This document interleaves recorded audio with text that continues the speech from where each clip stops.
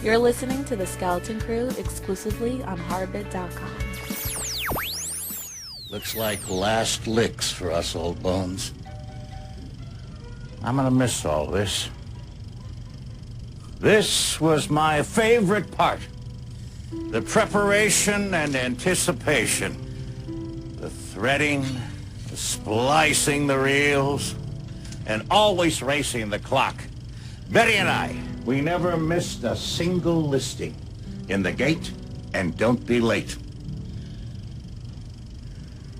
You taught me that, my rosebud. Well, who needs to be on time now when you've got demanding video and that high-definition crap you can get any time at home? Who needs the old night out under the stars with some movie magic anymore? That's what you were all about, right? Magic tricks and sleight of hand.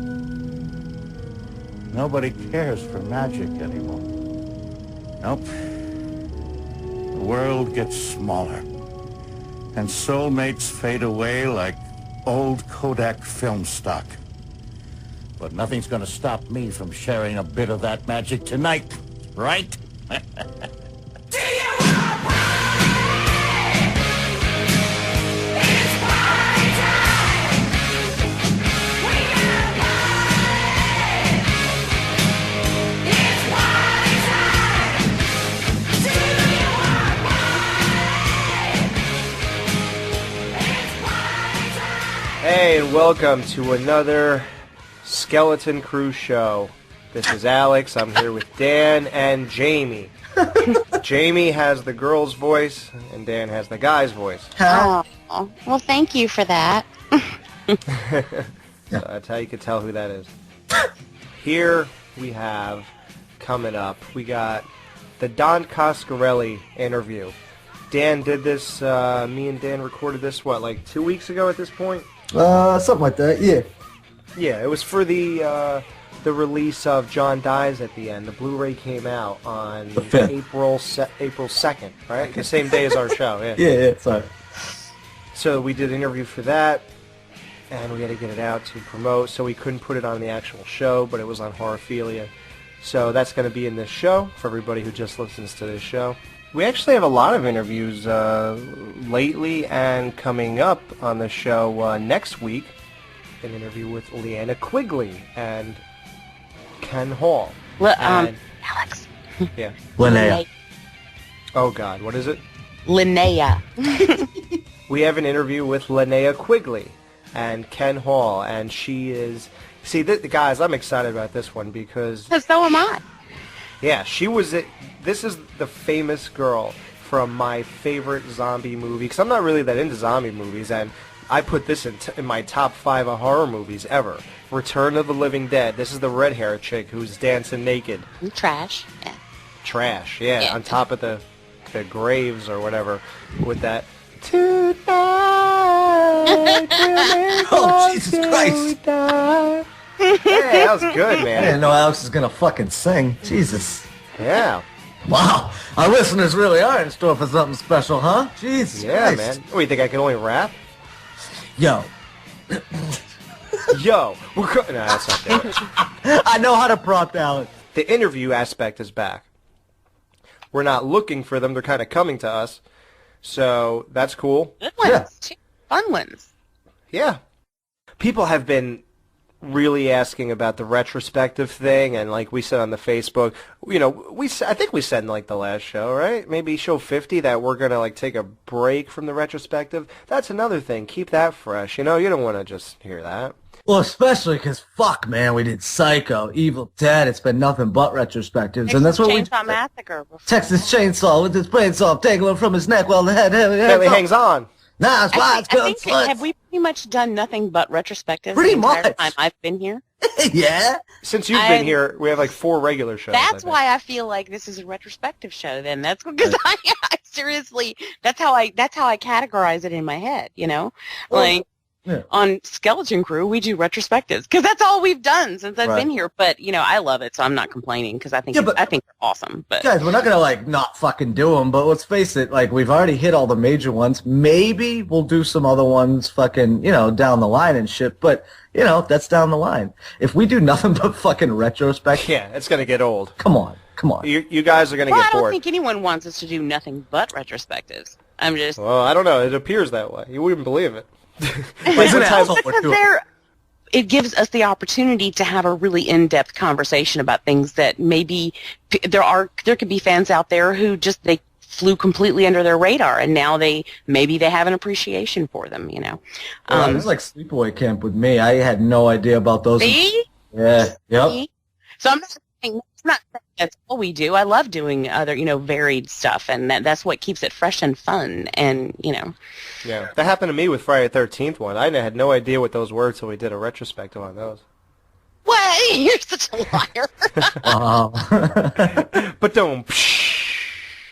We were talking before we got on here about Jamie. She's been up and down. You've been a little sick, and you've had trouble sleeping, right? Yeah. And you've tried all you can. I just want to tell you real quick that I have the answer for that. You see, I had problems sleeping a couple of years ago. I'd just be up the whole night, sleep 2 hours, and go to work. So then I eventually, went to my doctor. And, I said, look, I need something real. Not Ambien, nothing like that. I need something real. Give me some shit. Yeah, so he goes, all right, I'm going to give you this pill. And a whole prescription of them, and you got to take this pill, but there's only one catch. He said I got to take it anally. Yeah. So you actually, it's a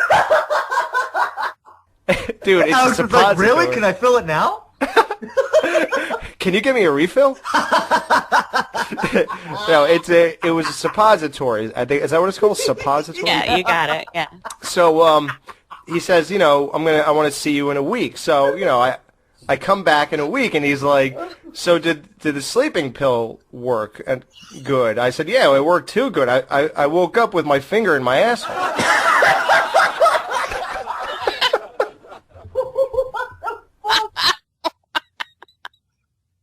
Wait. Oh my God. Oh, Jesus. Is that the end of your story, dude? All right, we'll be back with Bates Motel. Wait a minute. We're not transitioning out of that. Oh, come on. It's a great ending. Oh, my God. Classic. Anyways, we'll be right back. Yeah, Ghibli people are going to be like, oh, I can't wait to hear what they have to say about these things after that. Poor Leanna Quigley. Oh, Alex. Poor Linnea Quigley. Alex was waiting 50 shows for that one. Oh, I can't wait to talk about my asshole. Oh, and here we go. 3 more shows. Oh, 3 more shows. Yes. You know what I was really going to talk about real quick? That 50th show, man. We were all bombed. It was like a drinking show, basically. And I actually did play it back because there was so much to it that I wanted to hear it and kind of relive those conversations. I just haven't finished it. Yeah.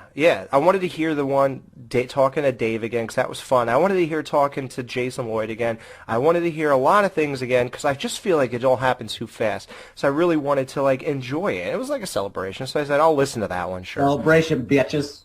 Yeah, so I've listened to that show, man, and we didn't get to anything. Nothing. 4 hours, and we somehow didn't get to tons of shit. I had so much to say about so many different episodes and so many interviews. We didn't talk about Felissa Rose. We didn't talk about Jonathan Tierston's interview. We didn't talk about Ethel's interview from part 5, except setting up how we, asked her to say that stuff. Forgot about that. Yeah, we didn't talk about anything, dude. I wish we could do a part 2, but I don't think anybody wants to hear too much more about our show, right? They just want to hear the show itself. I don't know. I don't know what kind of feedback we got. I think they just want more Jamie Jenkins in any capacity, so. What? Yeah. Shut your face. Shut your mouth. We have actually Linnea Quigley. I keep saying Leanna. Linnea? Linnea, yes. And this is the first time Alex has messed up a name on this show. Yeah, that never happens. Well, no, I mess up names of cast members, I heard. I thought you did it on purpose. Do you not do it on purpose? It depends. I would give you a whole lot of credit there, dude. So Listen, I'm willing to put myself on the line as long as it'll make someone smile. You always make me smile. I'm willing to look like a fool, and I will do it with a name read. I'm willing to do that because I don't care how I look. Let's go to some listener letters. Listener letters. It'll get no better than listener letters.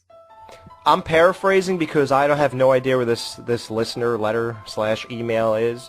So it basically said, Alex, you are without a doubt a true piece of human garbage. And it said, how dare you talk to, what is her name, Linda Blair, and tell her that her movie jumped the shark in her franchise. They said, are you a moron? Seriously, are you a moron? Who wrote this? Dude, I just remember it. I don't have it with me, so I can't even tell you. Fuck them. So they said, not many people get the privilege of talking to an iconic legend, and only a dumbass like you would tell her that her movie jumped the shark. I can't wait to hear the next 50 shows. Okay. So that was very nice. Wow, what a dick. All right, so here's our, we've been putting it off for apparently 5 weeks. 6 weeks by the time this comes out, which will be the weekend of, the 20th, 21st, something like that. We've all watched 5 episodes of the Bates Motel so far. And, a lot of people have a lot of problems with the whole thing, that it's modern times, that there's cell phones, that... What was the other one? That Norman has a brother. It ruins the whole thing. He had friends in high school. Friends that are hot. Yeah. Yeah. And wait till you get to the 5th episode. If you... Oh, Jesus Christ, yeah. Jesus Christ. Gets worse. I myself, I don't know what you two guys think. I have no problem with any of this. I don't either. At first I thought it was kind of weird, I guess, but that was only because I wasn't expecting it. Right. But then, once I realized that's how it was going to be, then, okay. Right. You go with it. Yeah, why not? I'm surprised a lot of people don't, right? I don't know. I'm apparently very forgiving of movies and TV shows. This is what I'm learning, though, because people are like, man. I'm like, I thought it was cool. Yeah. Jamie, so I don't know. Jamie, I didn't know you fucking watched Harper's Island, dude. Oh, yeah, man. I got love a that fucking show. Boner when I saw that. Oh my god, dude. We gotta get Alex to watch this, dude. So fucking underrated, dude. Dude, you have to watch it so we can review it for the show. If you like slashers, bro, yeah? So good, dude. Katie Cassidy's in it. Katie Cassidy's boobs are in it. Then I'll watch. That usually happens. Got him. Yeah, if she's in it, her boobas are in it. Got him. Boobas. Yeah, I know. I don't know why I just did that. I'm drunk. I went boobs. My lips just, kept hitting each other. Richard Burton, too. Also, too. Her boobs. Yeah. Psycho's my favorite horror franchise, and I still don't give a shit of the changes. I just don't. Sorry. I love them. Just don't care. Yeah. I mean, it's a whole new thing. I don't... It's its own thing. Yeah. It's its own thing, yeah. People have difficulty reconciling the fact that it can have the same basic structure and be its own entity. Right. Just don't care. Yeah, everybody's into labeling it, dude. Like, well, what is it? It's a remake. Nah, dude, it's a fucking Bates Motel. Obviously, it's Norman Bates. Obviously, you know everything that went on. Just go with it. I love it, dude. Just go.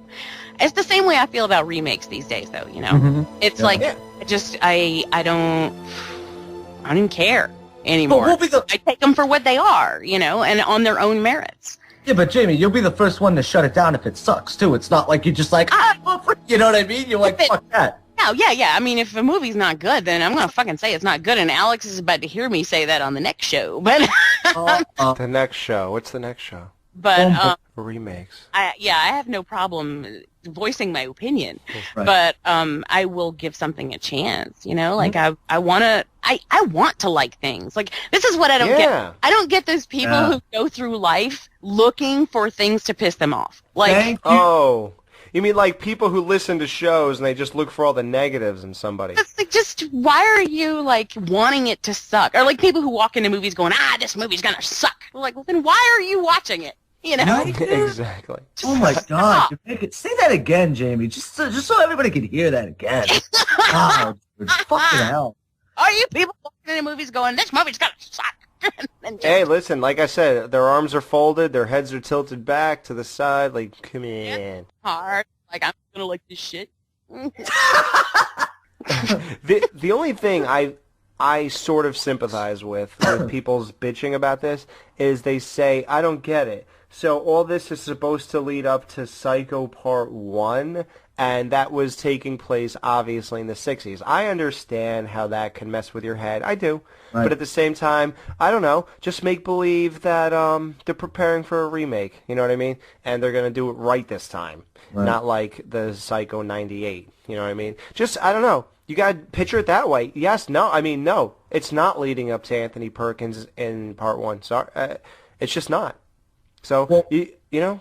and they're redoing it, dude. And like we said too, there's no reason why they can't set everything, you know, like all the events in Psycho. Like, there's no reason why they can't have the last shot, like we said, Janet Leigh pulling up to the fucking motel or something, you know, and like just even like That allude would be to it. so cool. That's what I'm saying. Like, who says that you can't even change that? Dude, we know that they're not going to remake the movie in the TV form. But, dude, it's all a homage to fucking the movies, and it's a love letter to them. And, dude, great writing, huh, guys? Like, I love the story. Oh, my God. And All the right, characters. Wanna get into oh, it? yeah, let's get into this shit, bro. All right. So, the way the show starts off, the major part of this show is that the way the Bates get the motel and house is because Kenny or something, the cameraman, Keith Summers.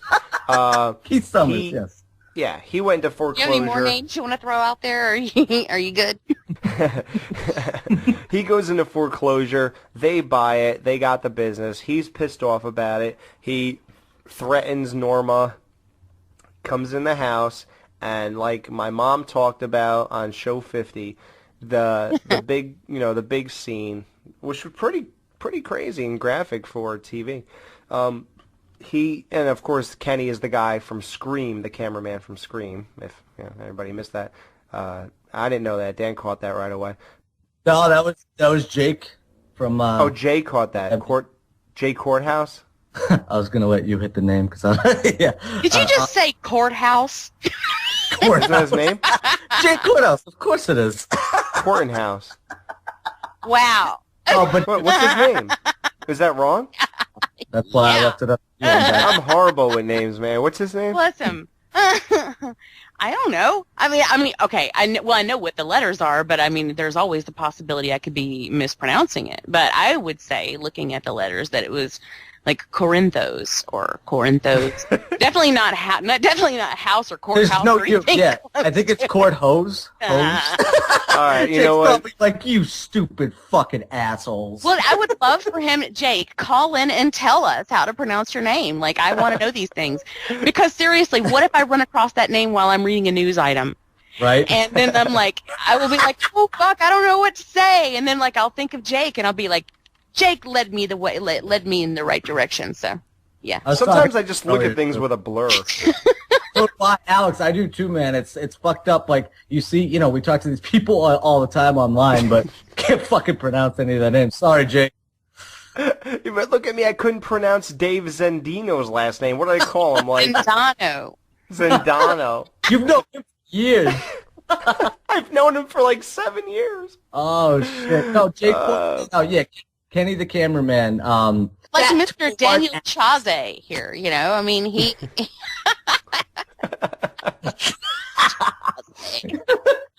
You know what? I I'm told sorry, I tickled myself with that one. No. that tickled my funny bone too. But you know what? Some teacher called me one time because we were going over names, and I was like, Dan Chase. And then the second day I came in, she was like, Danchez. Like I was a Mexican fucking wrestler. Danchez. Like, I am the Danchez. You should wrestle with a mask on. Yeah, exactly. I mean, I am Danchez.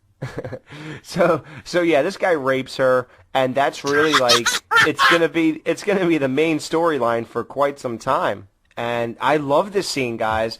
That, you know, these are one of those moments where they try to make you see from the point of view of the crazy person. Now, if you were Jamie, if you were raped by this dude, would it be out of the question that you'd grab a knife and ram it through his stomach?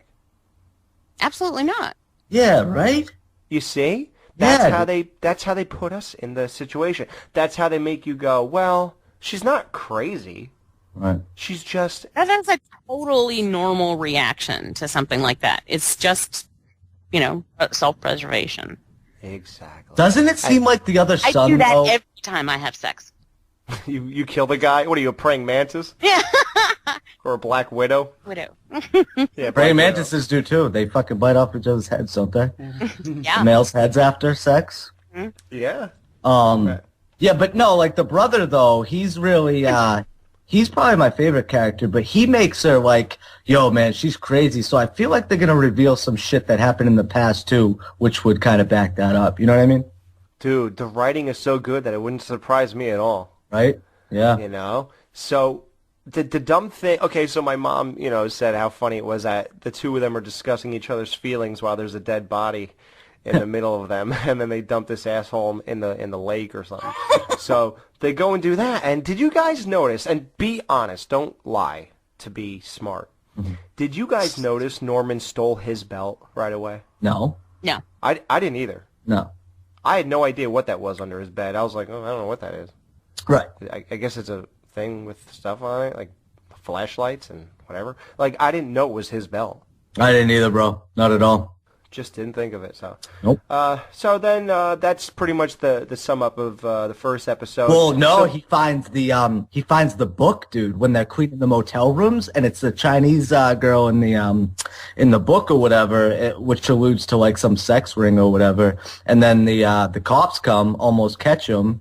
Yeah, there's a dead body in the sink while the guy's taking a piss. Yeah, they have Kenny in the fucking in the shower, dude. They're just chilling in the fucking tub.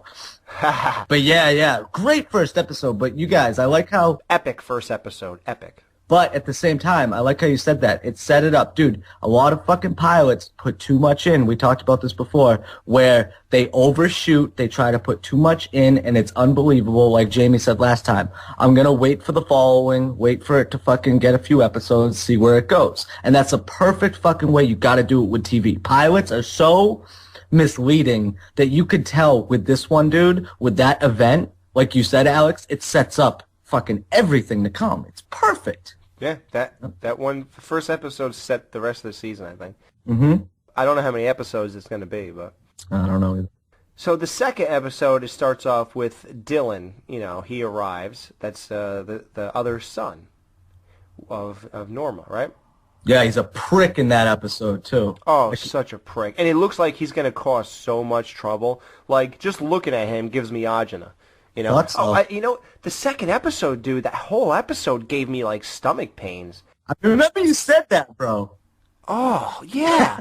Everything about it, I was like, oh, my God, no, what? Like, could we all have fun for 5 seconds? So Norman in the first episode meets a gaggle of girls, and there's a hot blonde amongst them who seems to take a liking to him, and they had this whole thing at a party where they kind of talked. So She's hot. Oh, she's hot. We shouldn't be saying that, though, because what, is she 16, or is she of age that we could say that? I don't give a flying fuck. She's hot. She ain't, no, she may be 16 on the show. She ain't 16 in real life. No? Okay. I doubt it. I don't Well, care. then she's hot. Yeah, I think she's hot. I would definitely bang her in episode 5. No, just kidding. So, her dad's car crashes into a pole or something, and he's all burned up because he was in a warehouse that was set on fire, and that was some, like, inner city, you know, rivalry going on. And then in that same episode, you find Keith's truck near the Bates Motel. So obviously he parked his car there, or truck there, and went, to Norma when he went to rape her. So obviously there's evidence left behind. And I thought she played it off well. And the thing I didn't like about that scene is that that asshole cop, the non-blonde guy, the other cop. The fucking mayor in Gotham City. Yeah. He plays it a little, and it's not his, I'm sure they told him to do it, because, you just can't do this stuff by yourself, but he plays it a little too suspicious. Like, Jamie, would anybody think Norma killed this guy, or has anything to do with the disappearance of Kenny, or Keith? Kenny. Nah, I don't see why. Okay, didn't he play it a little too suspicious? We know she killed him, but why does he think something's up? Besides the truck being close to there, but what does that mean? Well, they found the truck close to the motel, right? And they knew he was pissed. So going on that, if you're a cop, so she killed him? No, but obviously they're trying to find him at that point. He was just missing at that point. They didn't accuse her of murder. They said he was missing. Then when they found it, we'll get to that later, but yeah. At that point though, yeah, man. He was a little too suspicious, don't you think, at that point? The way he glared at her when she walked away. Yeah, you know what? You're right. Yeah, you're right. Come on. It's like too TV show-ish for me. I don't know. Yeah, I guess. So Norman starts, I think, at this point, hanging with the chick with the shit up her nose. She has some kind of... was this the episode where Norman's mom met her and she straight up said, "What is your life expectancy?" Yeah, that was fucked up, right?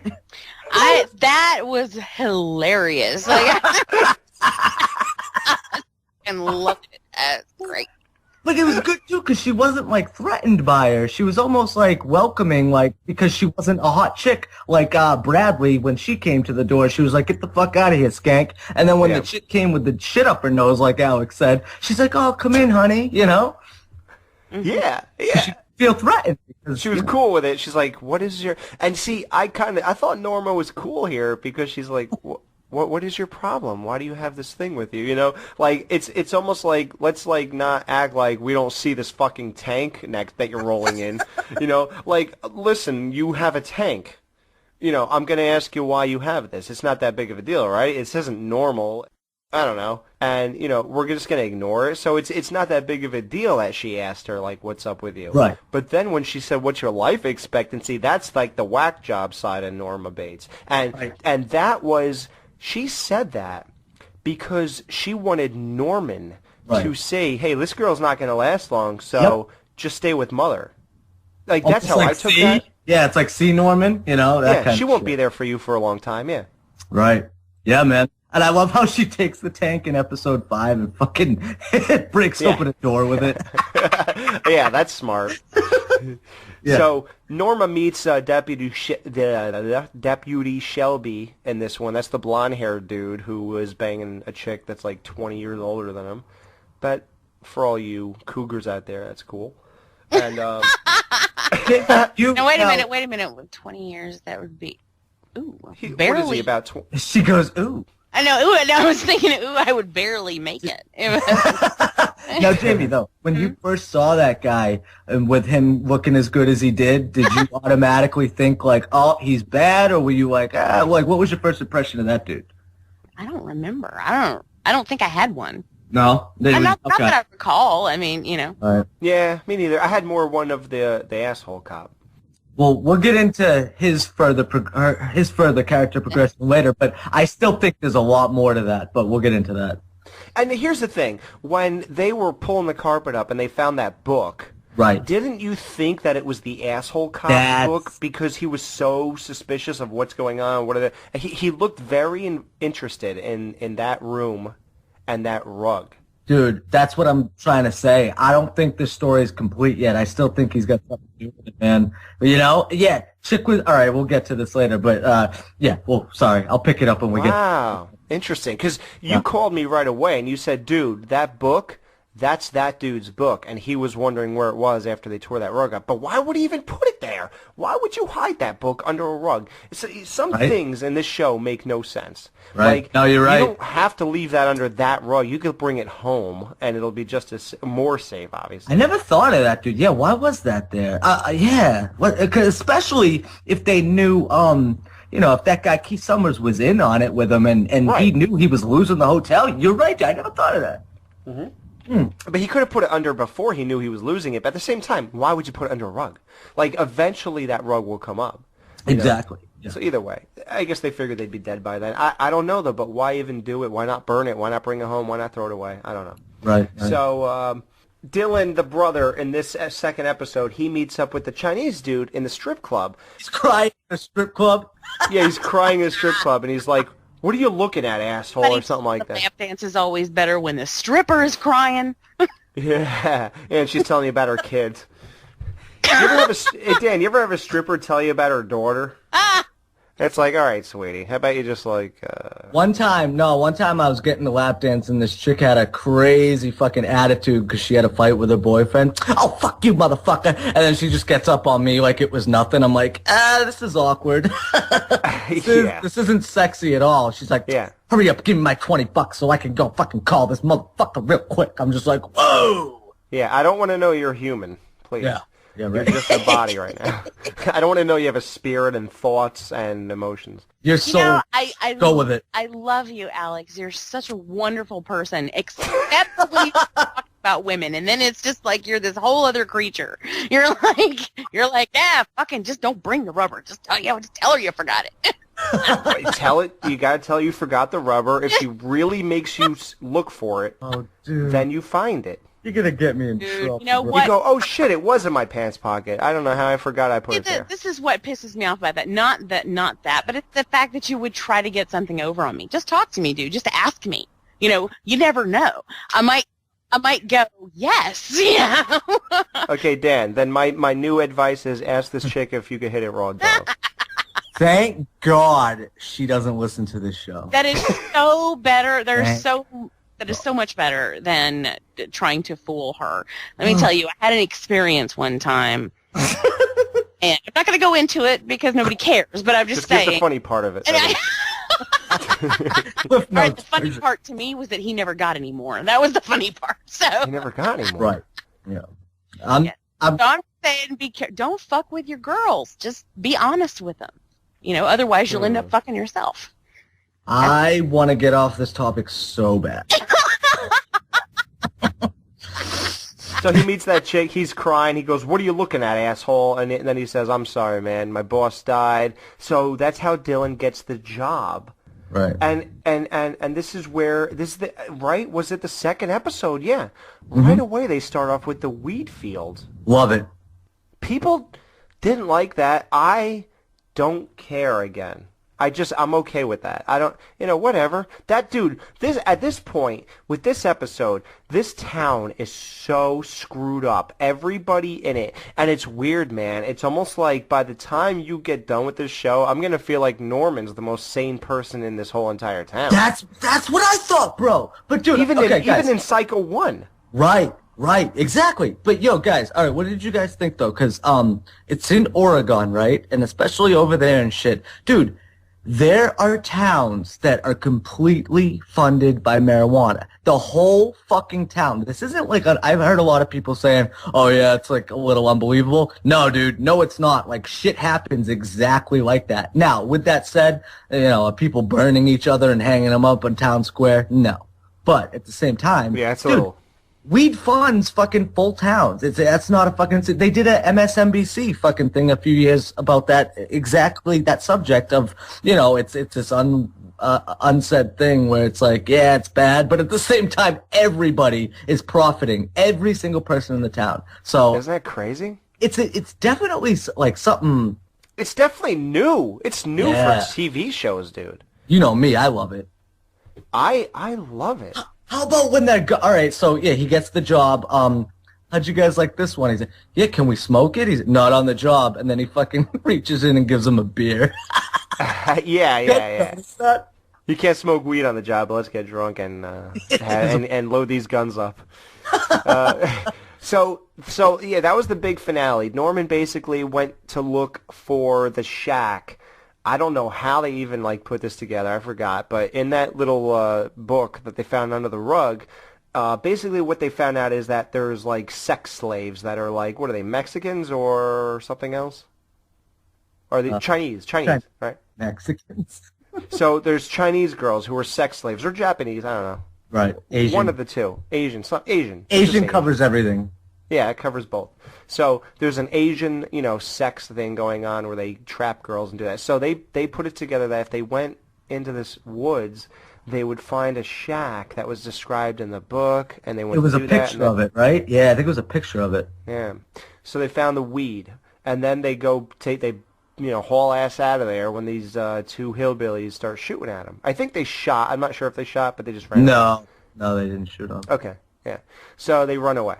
And that's where Dylan gets his job protecting that same weed. So that was the big finale. About episode 2, bro, Norman comes and attacks Dylan. Remember? Oh yeah. And that plays into the next episode. Yeah. When Dylan's phone rings, it says "whore," right? Something like that. And that's referring to Norma Bates. Right. And Norman saw that and he flipped. What am I, you guys' phones? I'm just curious. No, I'm just kidding. Dan, your listing is Dan Chaze. Chaze. Danchez. Yeah, I'm going to switch yours, dude. I'm going to have yours as one word, Danchez. There you go. I'm going to get rid of his last name. I told you guys before, my nickname has always been Chase Bones. I can't believe it hasn't caught on because I do a show called The Fucking Skeleton Crew. Chase Bones. Because of the count of how much weed I smoke, yeah. Wow, Chase Bones. I wonder if I should start. Okay, so Chase Bones. And the second... Now, wait a minute. How am I in your phone? Jamie Jenkins, all capitals. Jamie Jenkins! Okay. Yeah, it's like, bam! Dylan's in the mirror in the beginning of episode 3, and was he pulling out a gun and shit like that? And it's like a lighthearted scene, and that's supposed to be where we relate to him now. Well, we get to see a little personal side of, whatever.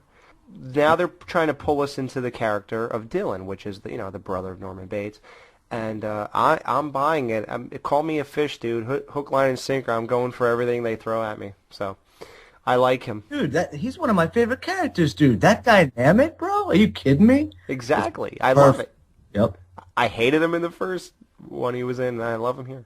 So Norman has a panic attack at school, gets sent to the hospital for overnight tests and all that stuff. Bradley comes to visit him. Isn't he railing his teacher when he has the panic attack or something?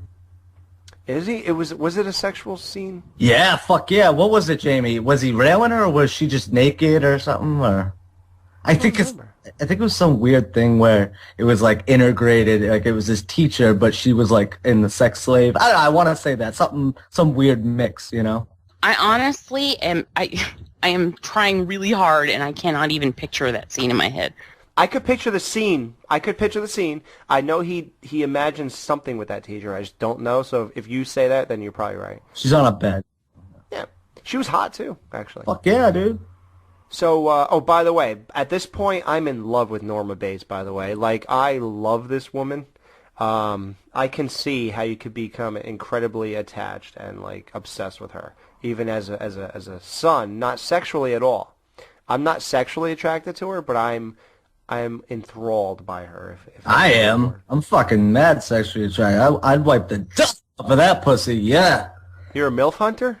Fuss in a situation like that, fucking A. In a situation like that. If she's a MILF, I'm a hunter. She's got a tight body, dude. Yo, she fucking took her shirt off in front of Norman, too. That shit was... Oh, yeah. You see, I didn't like that. I don't like that, man, because that reminded me a little too much of Psycho 4. That's what I never liked that creepy aspect of it, but dude, it's got to be in there, and it is weaved throughout the show, but it's not like in your face. You know what I mean? Yeah, it's not in your face, but I wish they did not make me think of Psycho 4. That's all I'm saying. They get jealous of each other's girlfriends, or he's jealous cop and so on and so forth. So yeah. Yeah. So Dylan's heavily into garden weed at this point. Like Dan said, he said, "Can we smoke it?" He said, "Nah." He gives him a beer.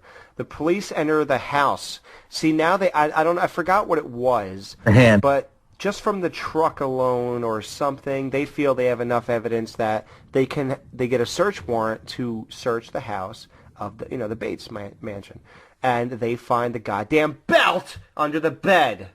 Dummy. Now I'm like, why would you do this? Whatever. So luckily, Deputy Shelby grabs that belt, which is the blonde dude, not the hard ass. Dude, you're right, though, about the belt, Alex. I thought he found the fucking book. Like, Emma had the book at that point. Like, why wouldn't they go with that? But I guess they need the book. Like, they could have copied it, though. Like, she could have copied it, gave it back, and then he found the... sorry, go ahead. But, You're right, yeah. Weird. Well, so, in this one, what do you think about this aspect, guys? Like, Dylan has to remind Norman that he attacked him and tried to kill him that time in the kitchen. What is this trying to imply? He blacked out? This is all that, dude, this is getting into fucking really how Norman starts out becoming Mother, dude, because listen, man, when he sees, Mother at the end of the episode, we'll get into that in a second, he blacks out, dude, he doesn't remember. Like, think about it, like, Norman doesn't remember when he's Mother, right? Oh, well, he has dissociative identity disorder. So, yeah. But who was he then? Then who was he when he went to kill his brother? Fuck if I know, bro, but he probably just saw red, and then when he does see red, or I don't know how that works, but I think that's what they were trying to go for. If we want to get into the psychology of that, I don't fucking know, bro, but I'm sure they'll explain it more and take different angles to where we can kind of piece it together and say it's this, you know what I mean? Like it's okay, yeah. Well, how about that, Jamie? What do you think about when Norman has the delusion of his mother, and she tells him to go get the belt at this dude's house? Like, what is that implying? Like, this is a whole new thing. The fact that he's having this about his mother, like, what does that imply? Yeah, and she's alive. I never saw that before. No, but I think you mean before in the series or before in any of the canon. Well, it had to start somewhere, right? Right. So I think that I think we are witnessing. Like Dan said it, like the very beginning stages of the deterioration of sanity. I like the fact because we first met Norman like initially with Psycho, he was already in the middle of all this. Like we jumped in the middle of this. I think it's so exciting to see how he's coming into who we already know him to be. But then, a totally different take than I think would have been taken if this story had been written when the original was written. You know what I'm saying? Like if, right. And so I think it's kind of fascinating. But anyway, that's what I said all that to say. Finally, that I think that's why. I mean, I think that's what that is. It's you start out with that, and then there's going to be a transition, like an actual transition into Mother. So I think it has to start somewhere. Well, yeah. That episode, though, I mean, that scene revealed two things to me. One, okay, she's still alive, so Norman is seeing Mother, and technically you can equate... Yeah, she's still alive. Yeah, but you can... Okay, yeah, that's the one thing, but technically you can equate that to, him hearing her. The only difference is they adapted the hearing Mother to, because, he heard Mother, like, when in that scene fucking in Psycho 1 or whatever, when they're talking back and forth, he hears Mother's voice in his head, obviously, because nobody else can hear it. So, well, he speaks it out loud, actually. Right. Yes, other people can hear him being Mother. That's why they... Yeah, no, but I'm saying he hears that dialogue in his head. He has to fucking, he may be speaking it, but that comes from a part of him that's drawing from Mother. All this is doing, though, is showing her, and that's why I said that. In the original, they don't show her talking, obviously, like in Norman's mind. All they're doing for TV now is that, you know what I mean? They're just making it more transparent, making it... First he sees her, then he's going to start acting it out. There's no need at this point. There's no need for him to be her because she still exists. Right. Thank you, dude. Exactly. He doesn't have to be her until he loses her and then needs to replace her. And the evolution is going to be good. Dude, these writers are fucking good. It's going to be flawless the way they do it. I know it is, dude. Because why would they set it up? Why would they go so deep into this to just kind of, fuck it all up? No, this is building towards something. And like we said in the beginning, too, guys, we're only fucking, maybe halfway through season 1? Dude, TV shows like this go 3, 4, possibly 5 seasons, maybe even more than that. So it's already approved for season 2, man. Thank God. You know what it is? They see badass shit and they're saying, okay, keep going, man, let's go. I think even the executives are like on the edge of their seats. Well, what the hell's going to happen next? Jesus Christ. That's why, man, like you said, that's why I said with the sheriff there about him being in on it, dude. Knowing the writers, and I've seen what they've done with Lost. It's the way they write, bro. It's very long storylines. Like they pay off in a way that unfolds like naturally. So it's not like boom, this happens, and then this week you find out it's not true. It may take 4 episodes, but it feels so natural getting there. So that's why. That's why you need to watch American Horror Story. I want to, Jamie. You totally need to, because it's the entire thing. Like Babylon 5. Like, dude. I don't know if you guys are sci-fi fans, but anybody out there who watched Babylon 5 totally get, or even, well, no, you can't really count that. But anyway, okay, Babylon 5, it was aiming, to have the storyline. It had the same storyline from the beginning that it had from the end. It just, they knew where they were going. I think this is that same situation. Like, I think they... they're not just like writing it as they go along, or at least I don't get the feeling from that. If that is what they're doing, then they're fucking brilliant, So. No, there's layers here, man, and I love these guys. Like, and I'll tell you what, they pay off every week. I think. I mean, it's not even like I'm waiting that long to see anything. I feel like this TV hits different notes, guys, and it's a whole different structure. It's a weekly thing, and you gotta hit certain points, dude, or everybody, that episode sucked or whatever. You know what, dude? In certain seasons of series, dude, there are episodes that suck, but you know what, dude? Like, it's very hard to hit those points on a weekly basis and keep the story natural and not make Kenny the cameraman or somebody being burnt every fucking episode. It's too much, Yeah, I tell you what. The two episodes that were the least eventful were 3 and 4. I agree. 1 was friggin' epic. That's a 10 to me. Mm-hmm. 2 gave me stomach problems. So that obviously had a lot going on. That's a 10 as far as like eventful. 3 and 4 seem like the low-key episodes in this series, which is probably high for other ones, Can I ask you guys a question? Yeah. About 3. What did you guys think of what's her name?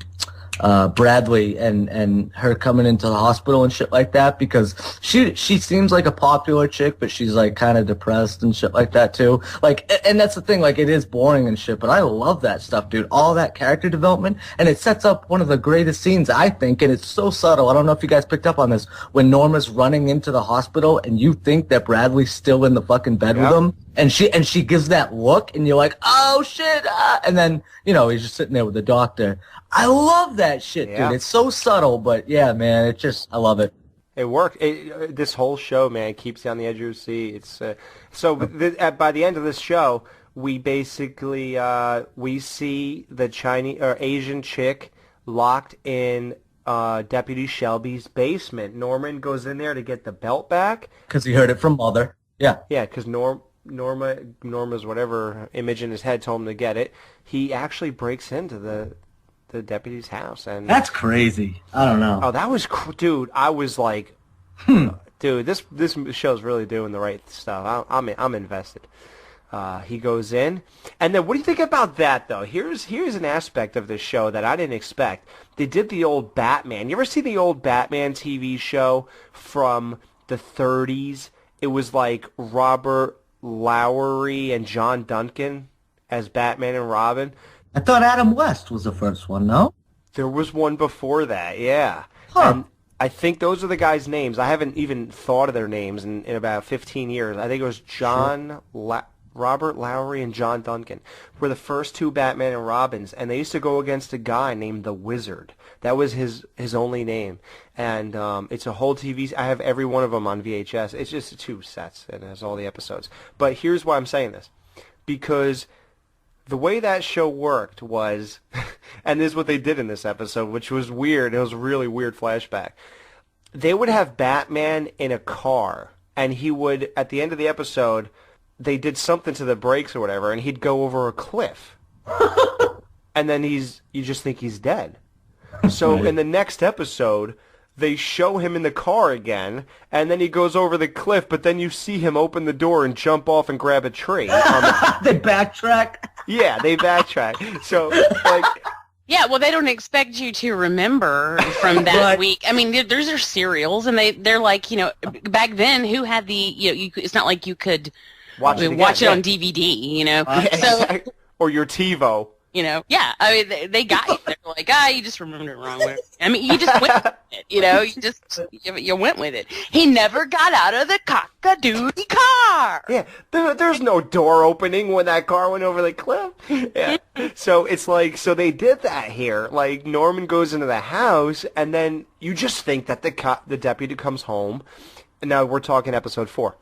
Now, the beginning of it, you just think that the deputy comes, or actually the end of 3, you think the deputy comes home and he walks in the house and Norman's, you know, screwed.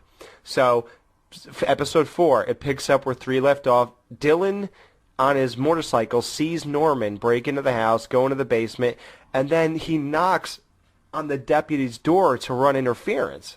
Right. Norman, I guess, hears that the dude's home. He escapes. So he's fine, but we didn't know that at the end of 3. So he starts opening up to his brother and stuff like that. He says, "I know you were there. What are you doing there?" He's like, "Nothing," and he's still, you know, standoffish. So the deputy bangs Norma, the blonde dude, and it's because he says, "I found the belt, and I'm not going to tell anybody." So basically, she has to, you know, bang her way to freedom, pretty much.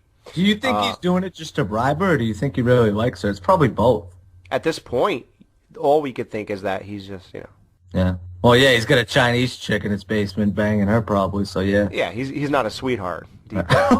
Well, maybe he is. Maybe he's, I don't know, maybe he's fucking hiding her and protecting her from somebody else. Who knows? Yeah, who knows? You ever think of that one? Put that in your pipe and smoke it. Dude, with this show, it wouldn't surprise me. Well. So Norman says, "I found an Asian chick in this dude's basement." And I really like this. Norma goes into the dude's basement next time she's banging him in his house. Mm-hmm. You know, he's asleep. She goes down there, and there is no Asian girl in the basement. So unfortunately, it makes Norman look crazy already. Between this and the following, they're all about some Asians in the basement, aren't they? Oh, yeah? Oh, my God, you're right, Jamie. Wow. That poor fucking girl, huh? We'll get to that in a few minutes. Yeah, good call. Good call, Jenkins. I like it. So as this is going on, they find Keith Summers' hand in the lake. And then shortly after, you know, Norman opens up to his brother about everything that's going on, how his mom killed Keith. And it didn't matter, ultimately, because seconds after that, the police arrest Norma. Yep. And they say it's for the murder of Keith Summers. So the brother would have heard this anyway. But I don't know. I think the only difference is that he knows that she actually killed him, as opposed to just being accused. So actually, I guess it does still have a bearing on it. How did they get her, by the way? They said they had the fibers or whatever, but the carpet fibers under the on the watch. But how did they get her? I forget. I don't know. Something. They had, I don't know, maybe that's just a procedural thing where they can go on something like that and arrest you and keep you. Yeah, but the thing, dude, you know what I love about that? In the next episode, 5, she says, "Who cares if there were carpet fibers in his watch? He owned the goddamn place for 10 years. Fucking true. That dude, I swear I thought that when that happened. I was like, so what? Yeah, but you know what though, dude? The fucking lawyer had a good point too. She was already trying to fucking create a defense because listen, man, in the court of law or whatever, yeah, that may be true, but at the same time, dude, like if you're being fucking, if you're on trial for murder, dude, they're gonna use that against you. The prosecution is gonna fucking, you know, create a story that's gonna say, yeah, the carpet fibers, blah blah blah, so on and so forth. So it's basically like the truth doesn't matter. It's just how it looks. See what I'm saying? It's just Yeah, but I don't think that is real circumstantial evidence. I'm sorry. If I didn't own this hotel and you found these carpet samples under my watch, then okay, I think it's weird that I was killed here, or you found that in there. You know, but that's why they have juries and shit, though. You know what I mean, bro? Like, that's why it's left up to people to decide. See what I'm saying? Please. I don't think so either, though. That's not a good... No, it's not great, but at the same time, it's like, fuck, you know? It's halfway of a defense, yeah. I agree. I totally agree. Norman gets arrested. Norman gets laid. Well, at the end of episode 4, Norman is texting Bradley, and the brother says something along the lines of, yeah, tell her you're... Leave, dude. She's asking for you. Go. Just get the hell out of here, dude. Go to her house. You know, he's like, trying to break... Text her to tell you you're coming right now. Yeah, right. Tell her you're coming right now and go. And I love, dude, I really fell in love with this brother, man. I like this dude. And it's like he's trying to break that. He's trying to cut the umbilical cord, basically, with the mom. You know, dude, go bang chicks, man. You're not supposed to be up your mom's ass all day. Is that the way to go, Jamie? Is to, like, you know, like, be a man about it and just be like, yo, baby, I'm coming over right now. Like, do chicks like that shit? If you like them, I guess, right? I don't know. Yeah, I guess it really depends, you know, on It depends on who you are, right? on who's the one saying that. But if What if I said it, Jamie? you have to ask. I mean, if we're already at a point where that is a possibility for us, you know, or either we already have or it's, you know, looming in the distance, then that's pretty hot. Yeah. But, you know, if you're just like some guy off the street, like, probably not. I'm coming over, bitch. Yeah. Yeah, right. Like you're a random dude. Hey, I saw you on Facebook. You're hot. Yeah, unless your random dude happens to be like Vin Diesel or something. You know? Oh God. Yeah, right. Now we know who she likes. I don't have a type. I really don't. Honestly, I just am men. Yeah, man. Hey, it's. I don't have a type of girl either. Honestly. What? It's funny you should say that, considering what I am posting right now. Or Really? Is it a picture of Sofia Viagra? No. La cucaracha. So Norman puts up the deed of the Bates Motel and house. I don't know how that works, but for her bail, which wasn't it like 100,000? It was 100,000, but I don't think, dude. I don't know, man. Like when you go through a bail bondsman and shit, you only have to pay a percentage of that. 15%. 15? 15. So what is that? Does anybody know how to do math? Was that 15,000? I have no clue. 15% of 100,000, yes, would be 15,000. Yes. What? I rule. She was pissed though. She didn't know. She was not happy with that at all. See, I'm smart. Not like people say. All right. So Deputy Shelby steals the evidence with the carpet fibers on it, and he destroys the evidence, and the charges are dropped. And then you got the scene where she's driving Norman home, and he's 10 miles from his house. And then she says, "Get out of my car." And then he goes, "What?" She goes, "You were getting laid while I was being arrested." Yeah, she's so pissed. Do you think she's more pissed about the fact that he was getting laid, or about the fact that he was getting laid while she was being arrested? I think it's that. I don't think it would have mattered when it was. I think that she was just pissed he was getting laid. Yeah, you know, kind of like I get pissed when you get laid, but you know. I am so proud of Norman. He's banging a dime piece. I am so proud of my boy. I'll tell you that. Boy.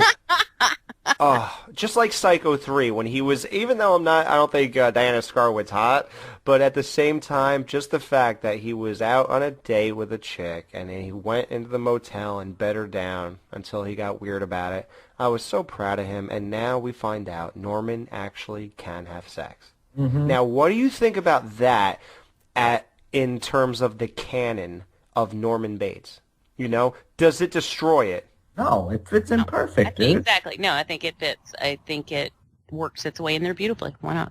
And you guys what do you guys think, too? Because a lot of people are like, oh, that's not how I see Mother. That's not how I see Norman and shit like that. But you got to start from somewhere, dude. You can't just be crazy. Like, crazy is a fucking, you know, like, you got to get there, man. Like, that takes a lot of fucked up shit and different, you know, ways of looking at things to reach that point. Like, you're not just going to go, ah, and start stabbing people, dude. Like, you know what I mean? And that's what, dude, Alex, you know how you said Norman's like the most normal kid, you know, almost out of everybody, in this town. Dude. That's actually, when you mentioned that car scene, that's actually not the scene I was talking about. It's the one that's right after that, bro. You guys know what I'm talking about? When Dylan picks him up on the motorcycle, dude. Yeah. I know you guys. Somebody may think I'm gay or whatever. That's my fucking favorite scene of the whole episode, dude. When he fucking kind of turns the fucking bike back and forth, and Norman's smiling, dude. I love that shit, dude. That was so perfect, dude. Because listen, man, yeah, it's a psycho show or whatever, but man, you gotta build up those relationships, dude. And that alone, that motorcycle ride, dude, just brought those two together, and it changed the whole dynamic of those two guys and the show. Yeah. Just by him turning that bike like that, like, whee, I love that. I think there's not a thing I don't love so far. I think you're right. Everything. I love the progression. I love how you made us feel about the brother in the second episode. I love how you made us feel by the fourth. I love how you make us feel. I mean, this is just great, dude. Like, everything is progressing along perfectly. Even Norman, even like you even wonder, like you think he's going to be up his mom's ass the entire season, right? And he'll always just be defending her, and it doesn't even occur to you that he's going to get on her bad side. Mm-hmm. I didn't even think he was going to get on her bad side, even though we know they have their issues. Yeah, he has a lot of resentment against her in the movie and shit. Like when he's talking to her in the parlor and talking about how she's a sick woman and shit like that. But yeah. But here's the big scene. Now, Dan, I know you like that scene, but here was the scene this is one of those fantastic scenes of a show where my fucking jaw dropped. This was unbelievable. This Chinese dude is in the truck with Dylan, and he says, hey, man, you told that story earlier about how you wanted an advance for you and your brother could move out on your own, and he hands him $5,000, and that already floors you. That's what's so amazing about the scene. It already floored you that he did that, and you say, wow. Yeah, what a great guy. I don't have friends like this. God damn. But he does, and he's lucky. Now, and you're like, wow, this Chinese guy is a really great guy. And all of a sudden, some piece of shit hobbles over to the truck, and he says something like, I don't know even what he said. He goes, you got your shit together yet? They wanted me to come break your legs. He goes, yeah, I got my shit together. And he pulls a gun out and pops this Chinese guy in his throat. Oh, crazy. Dude, this show is done so well. That I felt like I was really in the I would have been Dylan right there. Like that, it brought me to Dylan's character. So you know what I got out of that too, man, is this may further his rankings, or not his rankings, but the trust that they give him just because he took him to the hospital, because he didn't die, obviously, so that guy's going to not be in debt to him or whatever, but that brought them closer together, which kind of puts him in the forefront of the whole, weed syndicate deal thing. That's what I got from that, too, among other things. But yeah. Jamie, were you shocked as hell when this happened? Shocked as hell. Don't say no to be cool. Please just be honest. I expected the guy to walk up to him and shoot him, sure. No. Of course I didn't expect it. No, I have not. I'm trying not to have any kind of connotation, or no connotation. I'm trying not to have any kind of preconceived notion, is what I'm trying to say, about this. And so, yeah, I mean, pretty much everything is surprising me, because I like it that way, But yeah, I would know. I was not. I was not ready. I was living that scene, man. That's stuff that I love. That's perfect. Was he a dope fiend or a crackhead or what? That's one of those. Either one. Yeah. Oh. Yeah, he couldn't have been just a pothead, right? No, that's what I'm saying. Yeah, it's like, not from weed, dude. I was a pothead. I know. What pot are you smoking? Never in smoking? my life. Never. Exactly. So that was insane. This dude blasts over to the hospital, drops the dude off, and he takes off, because obviously anyone you drop off, it's just like Halloween 3. I was always told that when someone's her, you should be, whatever that dude said when he dropped off the, what's her name's dad? Yeah. who owned the mask shop, Right. and he was in. You just take off. You don't want nothing to do with it. Look, I helped him.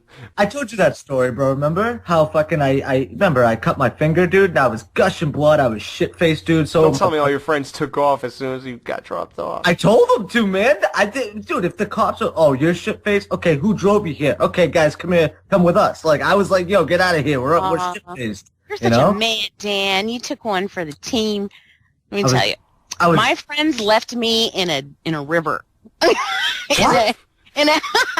Okay, we were all in the dorm one night, and we were in a drinking. van down by the river. No, there was no van even, just the river. We all decided we were going to walk downtown and pick up a flagpole, which is like the local, this is what's going on rag, So we're going to go pick a magazine like that.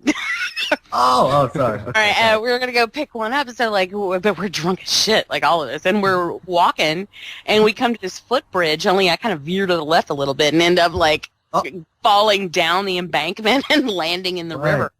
And I'm sitting there. It's really shallow. I'm just kind of sitting there, and some of my friends start to come in and get me, and they're like, no, we'll get all muddy. We'll get it on the way back. What? Leave my ass sitting in the water. Wow. Just sitting there. I tried to climb up the bank, but it was too steep and muddy, so I just sat there and waited for them. And people are crossing the bridge, and they're like, "Hey, what are you doing down there? Chatting with the beavers?" I mean, and that was an actual question. I didn't think we had beavers there on campus, but whatever. Jesus, Jamie. They did get me on the way back, though. Oh, that's nice. I'm glad. They're so considerate. Wow. And I thought Did somebody really ask that question, Jamie? Are you sure? I would have stared at him like, I'm going to kill you. I thought I had bad friends. Dickheads. Wow. Oh, my God. Oh, boy. All right. Yeah. Norman and Emma, shit up her nose. Yep. That's where she... That's where... This is the episode where she takes the thing, too, and knocks the door open. Because she looks up. What does she do, man? She does research, and she's got the book, and she somehow tracked, because Norman tells Emma about everything that went down. He fills her in with, I went in this guy's basement, la-di-da-di, and then fucking, she's like, okay, and she finds it somehow. I don't even know how, but she finds that the cop or somebody has is it a boat, guys, or is it just like a boat house, or it's one of those? Kenny's boat? That was Is it Kenny's? Oh. Yeah. They went in there. Oh, that was... Those are one of those stretches, Right. I don't know. Kenny has a boat, so let's go search that. Where would you hide a girl if you wanted to get her? And how about this? Why did the cop, Shelby, get the Asian chick out of his basement? Because he saw that the windows were broken and doors were open. He realized somebody was down there. So if anybody comes to double check this, she won't be there. I guess that's the thinking, and obviously a cop would say that. So maybe, man. Yeah, we'll go with that. Okay, that's cool. But then you say if you were gonna hide a body or a human being somewhere, where would you'd hide it in a place that a dead guy, because nobody's gonna look there, and this bitch happens to burst out of a closet in the boat. That I didn't like that. No, doesn't work. But whatever, I'll go with it. Yeah. Well, it's not even like that. It's just shit like that, dude. I mean, we're talking about great scenes and shit like that. You let it slide, man. If we're gonna rate this episode and shit, it might get one less than usual. But dude, overall, come on, man. That's like Jamie said. Why would you nitpick and look for all this shit when overall it's fucking awesome, man? Exactly. Yeah, listen, if we got to talk to anybody from that show, we'd be sucking their balls on this show. You know what I mean? We wouldn't be saying nothing negative, honestly. I mean, we got to get somebody from that show. Does that only go for people from that show? I would not suck the balls of anybody else. Would you suck Kevin Bacon's balls on the following? Yes, I would, only because he was Jack Burrell. Exactly. I would, because fucking Ryan is a badass. Yeah. Hey, does Jamie know the guest that we just got? I don't know. Do I know? Oh. Should we announce this before it's locked? Are you talking about Catherine Isabel? Yeah. Yes. I knew about that because Oh, no, you didn't know shit. I did too. And actually, all 6 main characters are available. Who else? I haven't seen it yet, so I don't even know who else other than her is in it. She was also in something called Ginger Snaps. Ever hear of that? Snaps 1 and 2, and she's in Freddy vs. Jason, and she's in 3 and 3. Oh, they made a 3rd one? Oh, is that the prequel? Yeah. Yeah, that was good. Yeah, they're all good. Yeah. Never saw him yet. God. I've been meaning to. She's hot in Ginger Snaps. She's fucking hot in that movie. I just, oh my lord. Jamie, are you going to do that on Liking It? Yeah. Nice. Oh, yeah. Sure. I don't have anybody locked in for that one, but I'm sure I'll cover it at some point. All right, let's get good. Let's get this over an hour, so let's just cut this. Ready? So look, they find the Asian girl in the boat. It is what it is. And they bring her, which is ridiculous premise, but hey, I guess when you're a kid, you don't think further through. They bring her to the Bates Motel, and Norma comes in. She's like, what the hell is this? And it's like, and he says, this is that girl I was telling you about that was in this dude's basement. And then the girl's like, he raped me. And she brings in a newspaper, and she's like, that's him, yes. You know, horrible acting. But I guess if you're speaking broken English, there is no good acting, you know. What do you guys think? Now, I'd be pissed if they did this. I think it would be a cop-out because I could see it coming. There were 2 guys in that picture, and she did not point at Deputy Shelby. That guy is not a main character, though. I don't know. Some dude looking like the Brawny Man. I don't know. But it was not. Did you really? Are you sure about this? That other guy was not a main character. Who was it? I mean, maybe it is, and I didn't know. But dude, he could easily be introduced later. You never know with TV. But dude, all I'm saying, I noticed. Do you remember that cop from Sleepaway Camp that had the fake mustache in the second half of the? I mean, like it looked like electrical tape across his lip. Yes. That's who I thought of. Yeah, right? Oh, my God. Jamie, I thought you would say Felissa Rose in the 4th one with her fake fucking mustache. All right. Okay, who's the super observant one? Who knew whether or not this Asian chick in the boat was the same one in his basement? Is this a fact? She had to leave because she was late for her shoot on the following. That was yeah. Begging on the fucking floor. I am so kidding. But I mean, really though, what would be the odds though? I mean, that you assumed? Isn't that?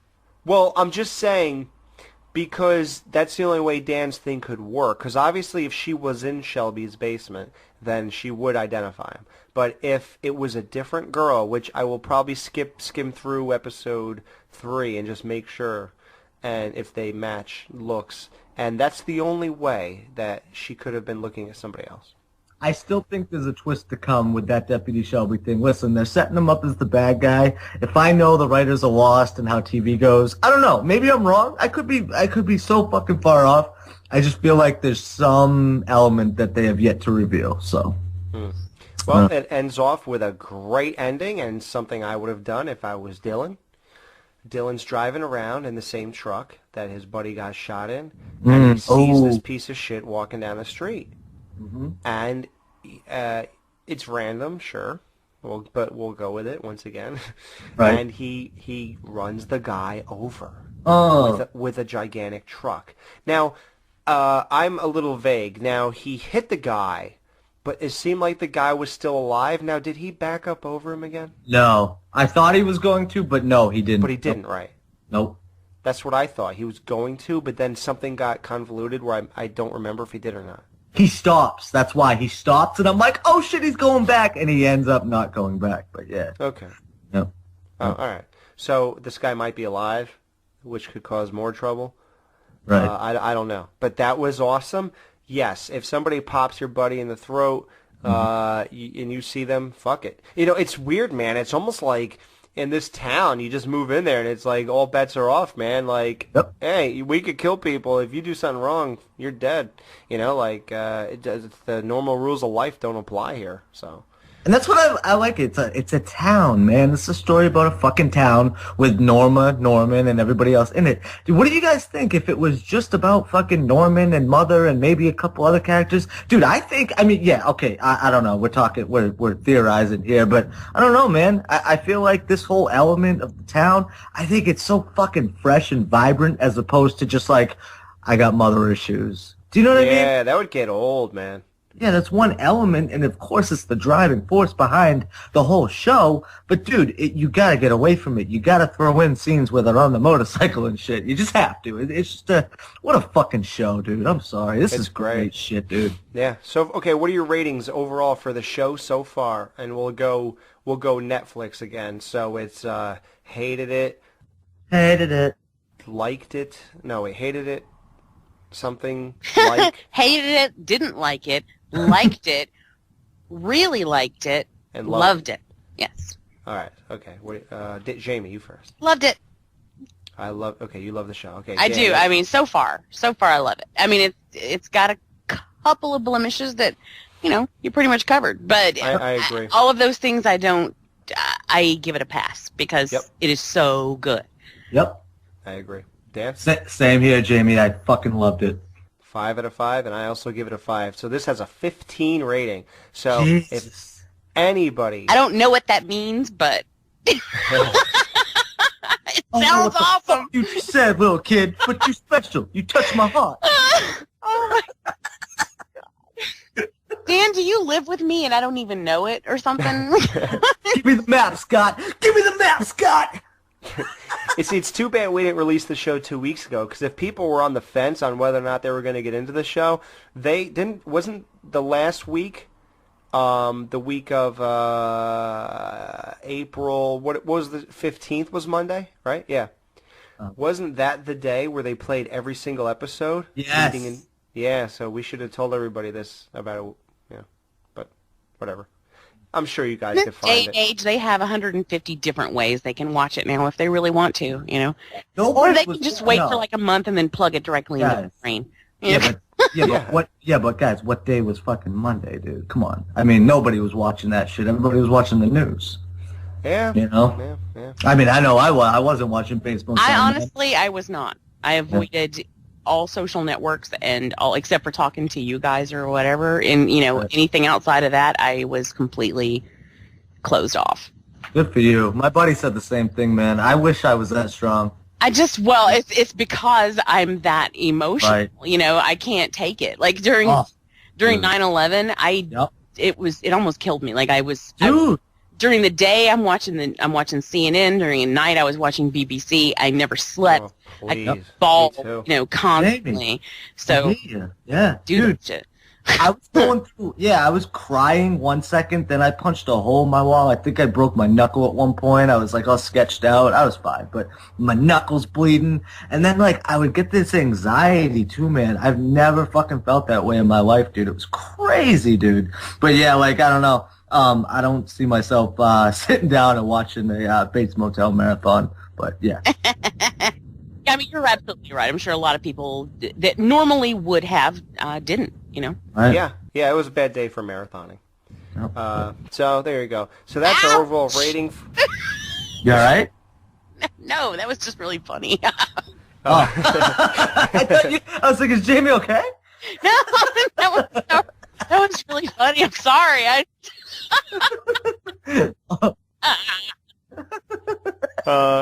So yeah, that was Bates Motel. This gets the Skeleton Crew approval rating. That's 5 bones out of 5 from each of us. That's 15 bones.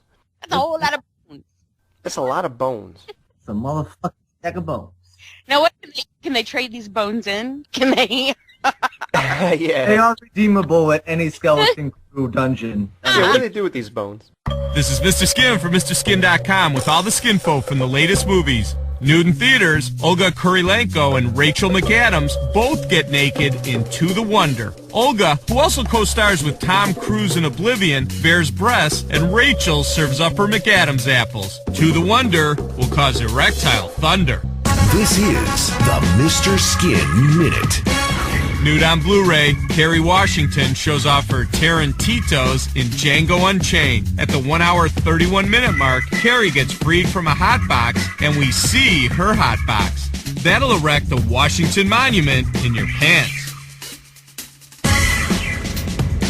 Nude on DirecTV, Tandy Newton goes undercover and gets uncovered in the original series Rogue. The show's filled with amazingly explicit skin, including Tandy looking dandy bearing TNA.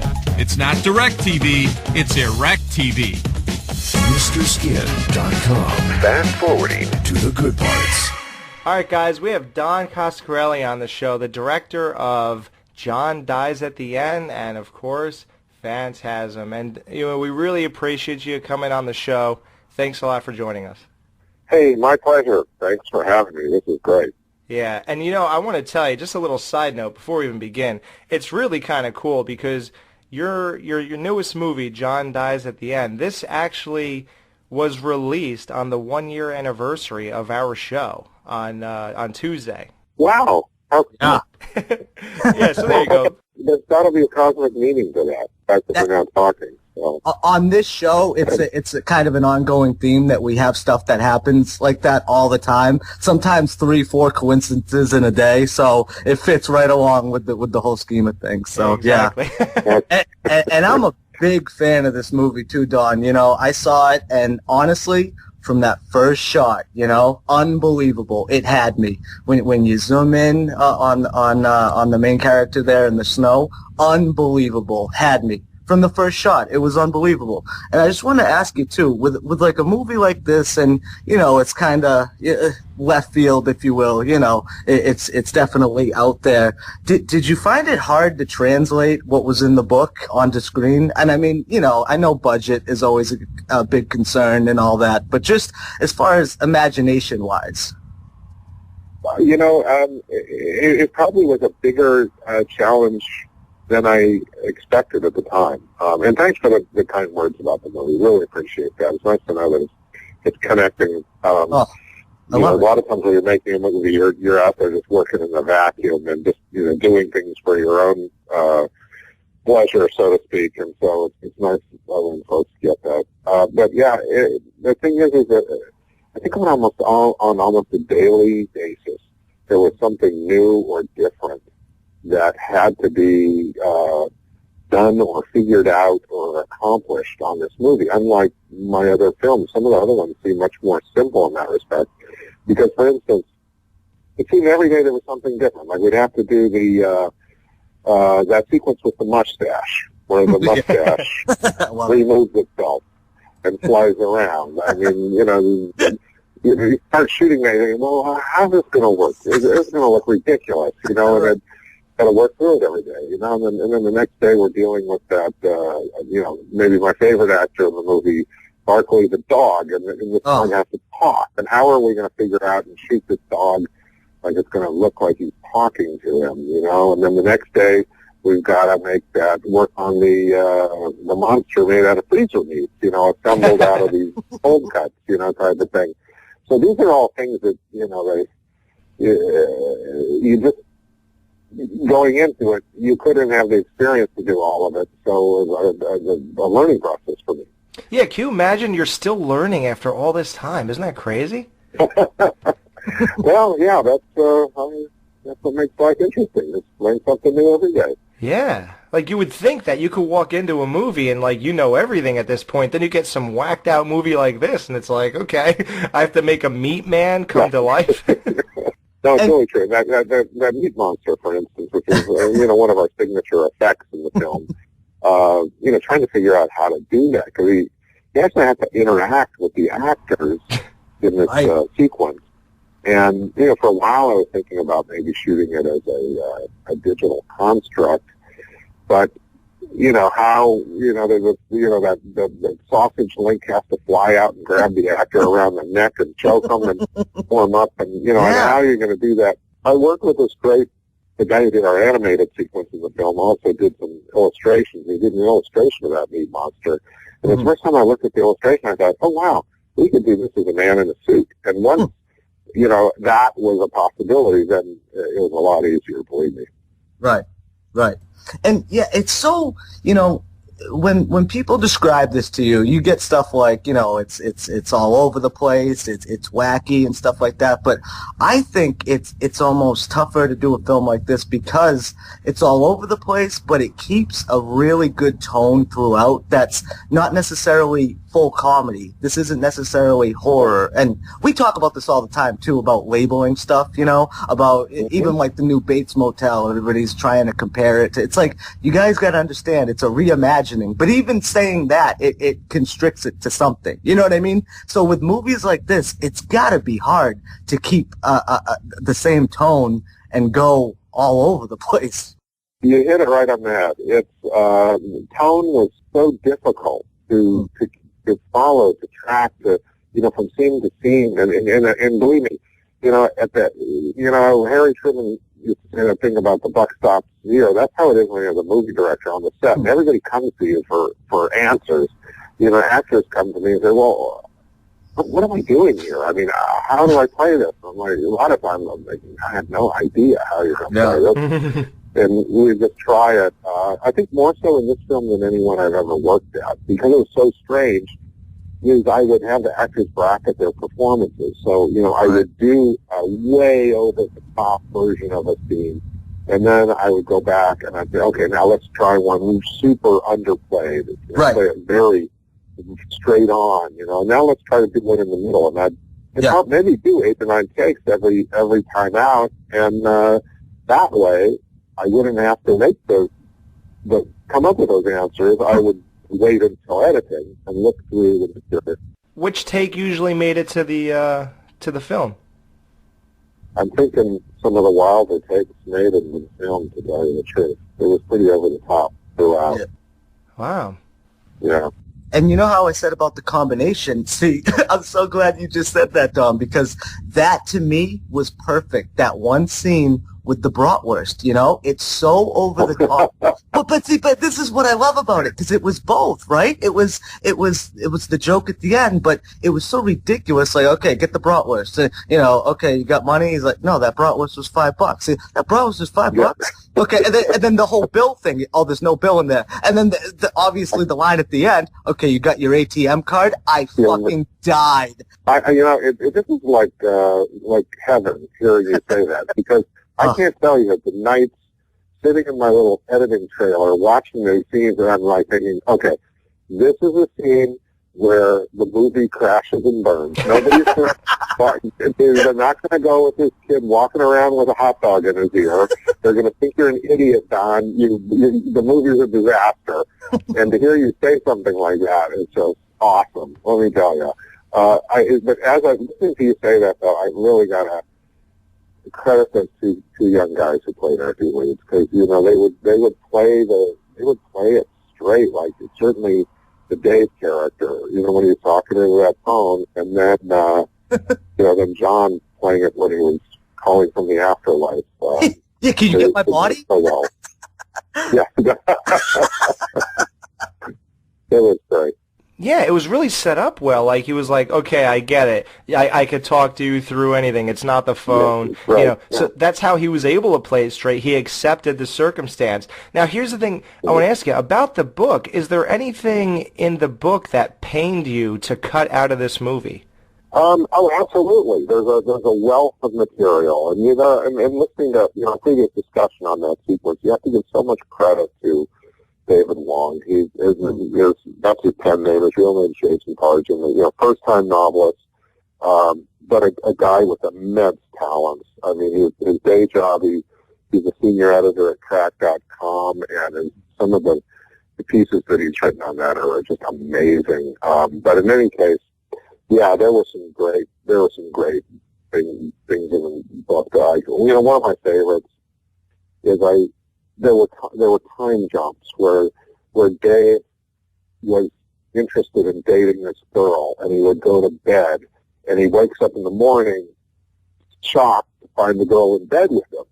Mm-hmm. And then he get out of the bed and looks in the mirror, and he's now going to go tea. He went to bed, and 6 months have passed. Wow. And now he's married to this girl.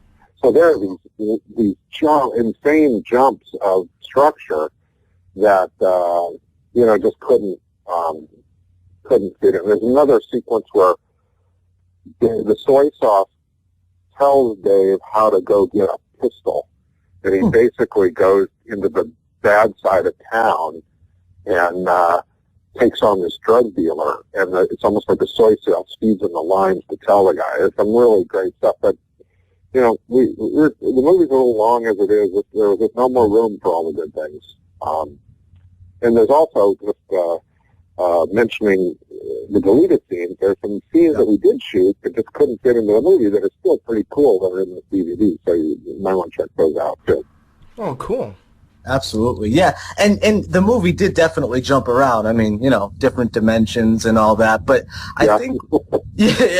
Oh, and that was creepy, by the way. That guy with that mask, man, that reminded me of like a Pink Floyd video or whatever. Not referencing anything in particular, but man, that got me for some reason. That guy, and it almost kind of looked like a real face, but it obviously wasn't. It was just that was a little crazy to me. No, it's way out there stuff, definitely. Yeah. Oh, and see, that leads me to my next question too, Don. Now, you know, when you do interviews and stuff like that, obviously the drug aspect is brought up on occasion, at the very least, correct? Yeah. Okay. It is. I got a quick question though about that, because I was just curious as to your take on that and how you see it. Now, I'm not asking you if you take drugs; it's nothing like that. But how do you see your movies? Because it's okay, it's all right. I used some drugs in my day. Cut my consumption way back, though. Hey, how do you think Phantasm was made? Come on. Yeah, no, you're not kidding. It wasn't as potent back then, though.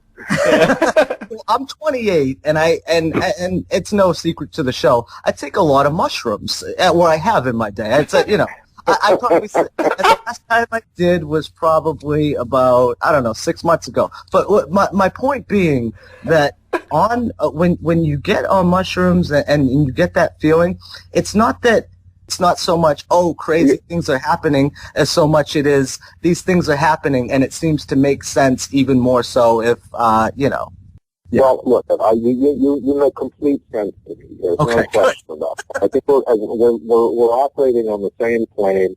I get exactly what you say, and it was absolutely a dream of mine to find that the movie might be considered as, you know, one of the great drug movies of the decade. They don't, you know, it's a little sub cult that they don't make them that often. I think in the 60s, of course, there was 2001, and then in the 70s and 80s, you had the Cheech and Chong movies. Right. So yeah, we'd be happy to carry that now. So, and I'm actually happy that folks can appreciate it in that hallucinogenic way. Right. Because it certainly was the intention, I think, from the book, and then certainly my interpretation of it. So hopefully the audience that watches it that are fully baked will enjoy it. Absolutely, man. Yeah, and that's the thing too. Like I said before, it exudes this energy where, in any state of mind, it's just fun. You know, this movie isn't, oh, this has got some amazing M. Night Shyamalan end. Which, by the way, me and Alex were talking, and you know, we still can't get it, which is pretty much makes sense with the whole movie. But John doesn't die at the end. I don't get it. And I want to make this clear too. I've never read the books either, so I know there's a book sequel, correct? And maybe, you know. Yeah, there's a whole another half to this. So John will die in the second end. True. Yeah, right. Well, a lot of folks have their own interpretations on what the exact meaning of the ending is, but I think we can safely say he definitely dies in the middle. So. Right. Yeah, John dies in the middle. Absolutely. Now, speaking of sequel, now I'm sure you've gotten this question a bunch, but would you like to do it, a sequel? Well, let's start with the title. The title, he didn't title his second book, John Dies at the End Again. He titled it, This Book is Full of Spiders. Seriously, dude, don't touch it. And there are these intracranial spider creatures that get into you that are freaking awesome. The guy, I told you the guy's a genius, and the sequel just proves that. And his fans of the book just love the sequel. Yeah, look, it's a little premature to talk about now, but look, if everybody went out there and bought a copy or 2 copies of the DVD and ordered it on video on demand, we could get to be talking about a sequel. So, it's more a function of how it does in the international markets and all of that stuff. But yeah, if it happens that there was that kind of interest, I'd absolutely be all for it. Yeah, I was watching it, man, like today, and it was so well done and so thought out. You really brought a crazy thing to life. You really made it make sense. You made it I don't know. I felt like I was living through the movie, and yes. I got to ask you, as a director, how does it feel like yesterday when that movie comes out, when the movie you worked on for so many years or whatever long it is, when it comes out? What's that day like yesterday? What was that like for you when it hit the public? Well, let me tell you, it's an amazing relief to finally think that it's finally complete and nothing more needs to be done. That's pretty cool. The fact that it's all encapsulated in a nice high-end Blu-ray that everybody can watch. Yeah. That, from the director's point of view, that's great. What was really sweet last night was we did a signing in Burbank, California, outside of Los Angeles, over at this store called Dark Delicacies, which is a horror bookstore and paraphernalia type deal, and the entire cast was out. Oh, wow. Well, almost dark out. But we had Don and Dave, and we had Doug Jones, who's an amazing talent. I'm sure you guys have seen him in the Hellboy movies, and Dan Roebuck, who played that mask guy you're talking about. So we had about 8 or 9 actors and producers, and a couple hundred folks showed up to buy DVDs and get all this dozen signatures on the DVD, and they were all so nice. Got to meet the fans that liked the movie. It was a great way to sort of end the whole process. With everybody. That must be the best part. Yeah. I brought a couple cases of beers along, and it was a really nice evening. It was great. Wow. See, you say that too, Don, and it's crazy because me and Alex talk about this a lot too. We watch a lot of movies and stuff, and and believe me, I'm not putting her down or anything. We recently had Linda Blair on, and she was at the very end of her press junket. She was tired, and we addressed it, and it was good. But it just seems like you love this shit, and some people say they come across like they love it. But I do, absolutely, I do. It's crazy to me though, because I've seen interviews with you, and even you saying certain things you pay attention, you're fascinated by certain trends and stuff like that. Man, I was looking at your interviews. I was looking for more. I was pissed off because I couldn't find any more. You are an interesting person, not only a director, but me and Alex are kind of not people's person in that, in that sense, but we really, we like studying people. We think it's fascinating. And you, sir, are a fascinating person. I like the way you roll, Don Coscarelli.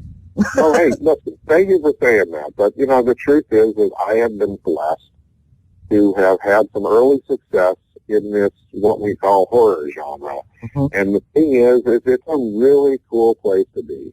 I mean, let's face it, a lot of the guys may look like nerds, but the cool cats are in the horror genre. And so, if you ever get a chance to, you go to the horror conventions and meet the folks. Yep. And what's so interesting, and I just want to make this point, is a lot of folks look at my movies and they go, oh, famous cult director, as if cult is a pejorative term meaning bad. Yeah. The thing is what cult really means is it means passion.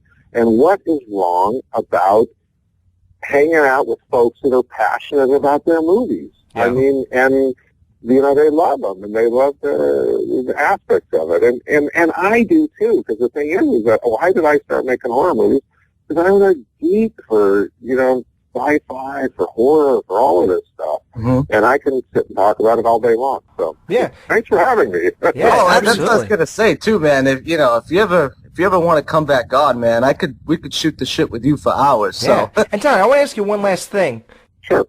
When, how, Phantasm is so huge, and that obviously you've grown and developed as a director, isn't it crazy, when people tell you, yeah, those movies were good, but Phantasm was the best. And you're like, no, I got way better than Phantasm. Look at this new movie. I'm way more talented. Like, what does it feel like as a creative person who has grown and technically gotten better, but people still latch on to something you did 30, 40 years ago? Like, what is that like? Is that like Make Phantasm 8. Come on. Yeah, exactly. Listen, a lot of folks are talking. They want a Phantasm 5, and I thinking like, well, how many Phantasms can a person do in one lifetime? But maybe that could still happen. The actors still look great. You never say never on that kind of thing. But I would just say that I see the original Phantasm as just being a blessing. The fact that I had some success, I was able to make more movies. So I always look at it really fondly. I've stayed great friends with all of those actors, with Michael Baldwin, with Reggie Bannister, with Angus Scrimm. So these are like lifetime friends that I made during that movie. And look, you can't fight it. I realize now that, one day on my tombstone it's going to say, the guy who made Phantasm. There's nothing I can do about it, so I just enjoy it. Awesome. That is awesome, man. Well, thank you so much for coming on the show, dude. You are the coolest. And, if everybody loves John Dies at the End, go buy the Blu-ray. It's out now, and you will see a part 2. You show enough interest, you support the thing, you're going to see a sequel. And that's what he's alluding to, obviously. So. Well, thank you guys so much. This has been just great. Thank you, wonderful Don. talking to you both, and I will come back soon. Thanks, man. Great. Absolutely. Hey, Don, you made my week. I really do appreciate it. So, thank you, sir. Thanks, buddy. All righty, guys. All right, man. man.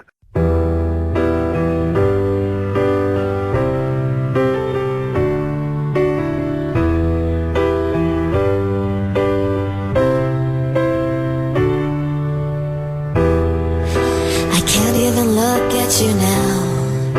You've wasted all of my time. You've wasted all of my time. I can't even think of you now. I want you out of my sight. I want you out of my sight. But I'm fine. But you are fine. And I'm not even sure of design. Shit, gotta live with you right. And I'm fine. But you are fine. And I'm not even sure that I like sleeping next to you all the time. 'Cause you're not even the type that I like.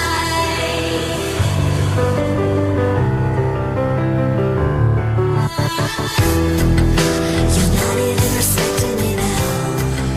I'm just trying to have a good life. I'm just trying to have a good life. Hello there, this is John in the UK. Excellent show that you do.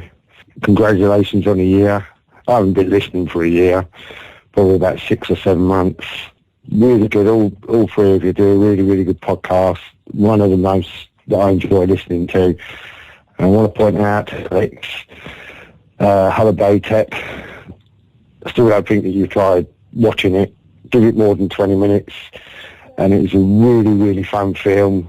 Don Coscarelli, Ozzie Davis, and of course, thank God for Bruce Campbell. Really, really enjoyable film. Really enjoyed the podcast on the Evil Dead, and especially on the Psycho. And as I said, I went and bought the box set, and I've been getting through those films. So, well done, congratulations, and keep it up, and take care.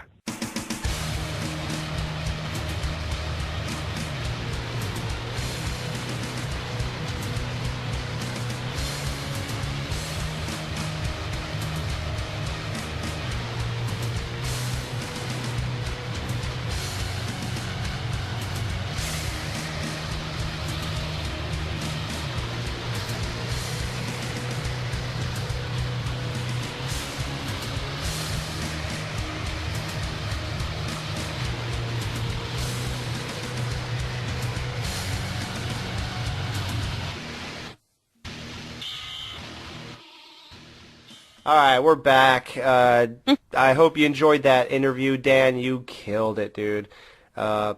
Nobody knows tripping shrooms like you do, man. I mean, Thank you. You really. It made me cry. It did. I got really emotional when you guys connected on the whole drug thing. A tear ran down my cheek. I was like, this is the most beautiful moment on the show. Well, because I've struggled with that in the past. Like I had that one interview that I'm not gonna name, and it was just it was fun, man. I felt like I got across things that I wanted to get across, which in the past wasn't always the case. So, yeah. You had that. You said you didn't like the Adam Green. I think. Oh no, you liked that one. I just fucking told you not to mention it, Alex. I know, I won't. No, I'm just kidding. Yeah, well, no, that was one of our first ones, man. I was nervous, and then I get fucking, Linda Blair, and I'm talking about the stars and unicorns and shit, like, you know what I mean? Yeah, that was great, though. I liked how you said the stars aligned for Scream. I actually agreed with you. I don't know why you thought that was weird, but hey, listen, I tell guys I'm a woman compared to them. So you're not that bad off. And dude, if you listen back to Linda Blair interview, that was the most like we should like cut together one day everything I said that she shot down. Like it was like, now you're really religious, I guess, because she mentioned going to church. She's like, no, spiritual. I was like, oh, excuse me. Yeah, and I go, now what did you think of that parody of your character in Scary Movie 2? What? Can we talk about something I know about? I'm like, oh, okay. Now so you donned the makeup one more time for Exorcist 2. She's like, no, I never wore that makeup again. Yeah. I was like, oh, it must have been somebody else then. Okay.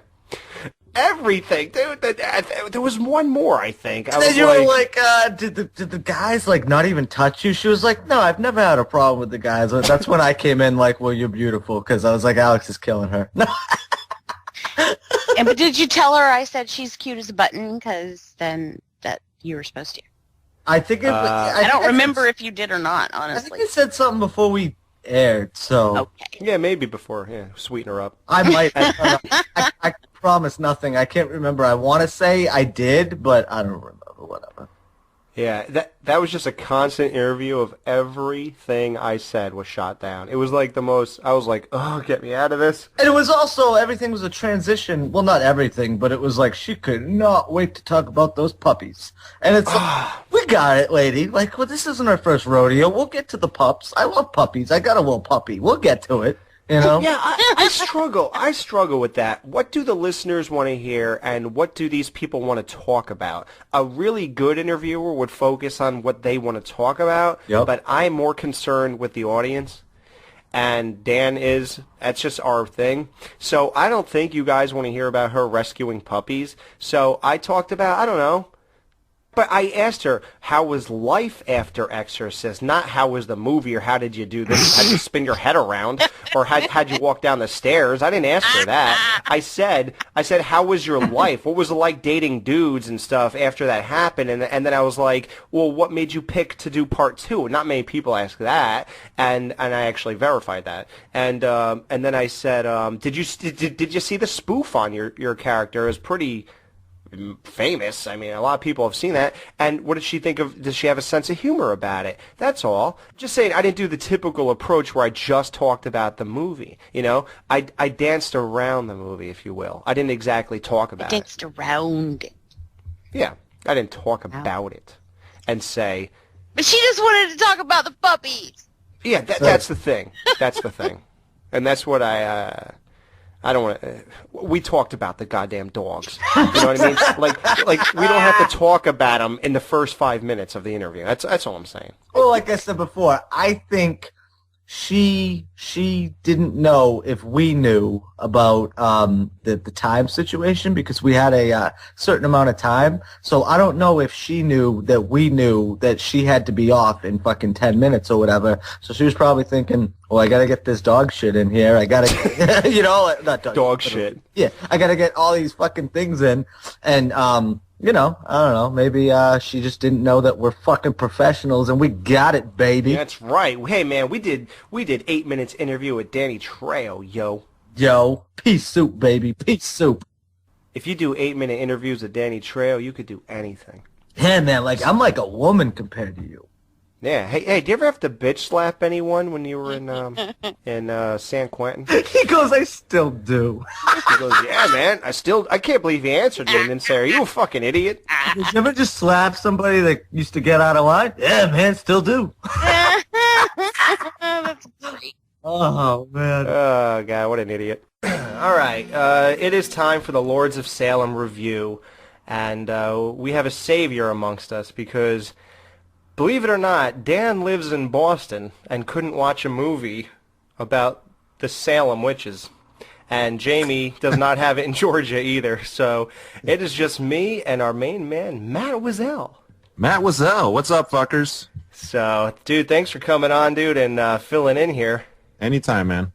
Yeah, thanks a lot. So, I guess we can just get into this. So, it's a long-awaited movie. The first one where it's like ever since the House of 1,000 thing going on, then it was the Halloween thing, and everyone's like, stop making Halloweens, which I don't know why. I like the second one, but... No, I agree. Last year, I just recently watched both of his Halloween movies, and upon reviewing them again, I really didn't like the first one that much. Nah. I guess because it compares so much to the original series, whereas the second one is truly like his own thing, and he really just went off and did what he wanted to do, and it's much more unique. And for me, it's much more entertaining. That's exactly the same thing I feel, man. Like, that first one is just like, the beginning is great, and then I think that the last good point of Halloween 1, Rob Zombie, is when little Michael rips the nurse's throat out with a fork. Mm-hmm. After that, I am done. Yeah. I just can't. It's just unwatchable. Yeah, I almost couldn't sit through it when I watched it last year. I don't know. I just felt disconnected. Maybe because I just sat through all of the original Halloween series. I don't know. Yeah, I don't want to see like the same thing, just not done as well. Right, yeah. It's just, I don't know. I am glad, though, that with Lords of Salem, I think it's the perfect movie for Rob Zombie to make after those. I mean, it's a totally different movie. It's a witch movie, a satanic movie. It's totally outside of the slasher realm, and I think it was the perfect next movie for Rob Zombie to make. Yeah, perfect one to do. Mm-hmm. I'm not sure it came out perfect, but that's another story. Yeah, that's totally different. Yeah, It's exactly. definitely the right way to go for him creatively. Right. Whether or not it came out, great, that's another story. Exactly. Well, he accomplished some things in this movie. One of them was it was the most amount of naked girls that you don't want to see in a movie, I think. Yeah. Holy shit. You're right about. I was wondering now those chicks. I mean, how much makeup do they have on their bodies and stuff? Yeah, or did they really look like that? I was wondering. I was kind of cringing a lot too, though. But I guess that's what he was going for. The one, yeah, there was one obvious one, which was a famous person. What's her name? Meg Foster, and she was great in that role. I didn't even know it was her until I looked it up after the movie. And she's from They Live and Stepfather 2.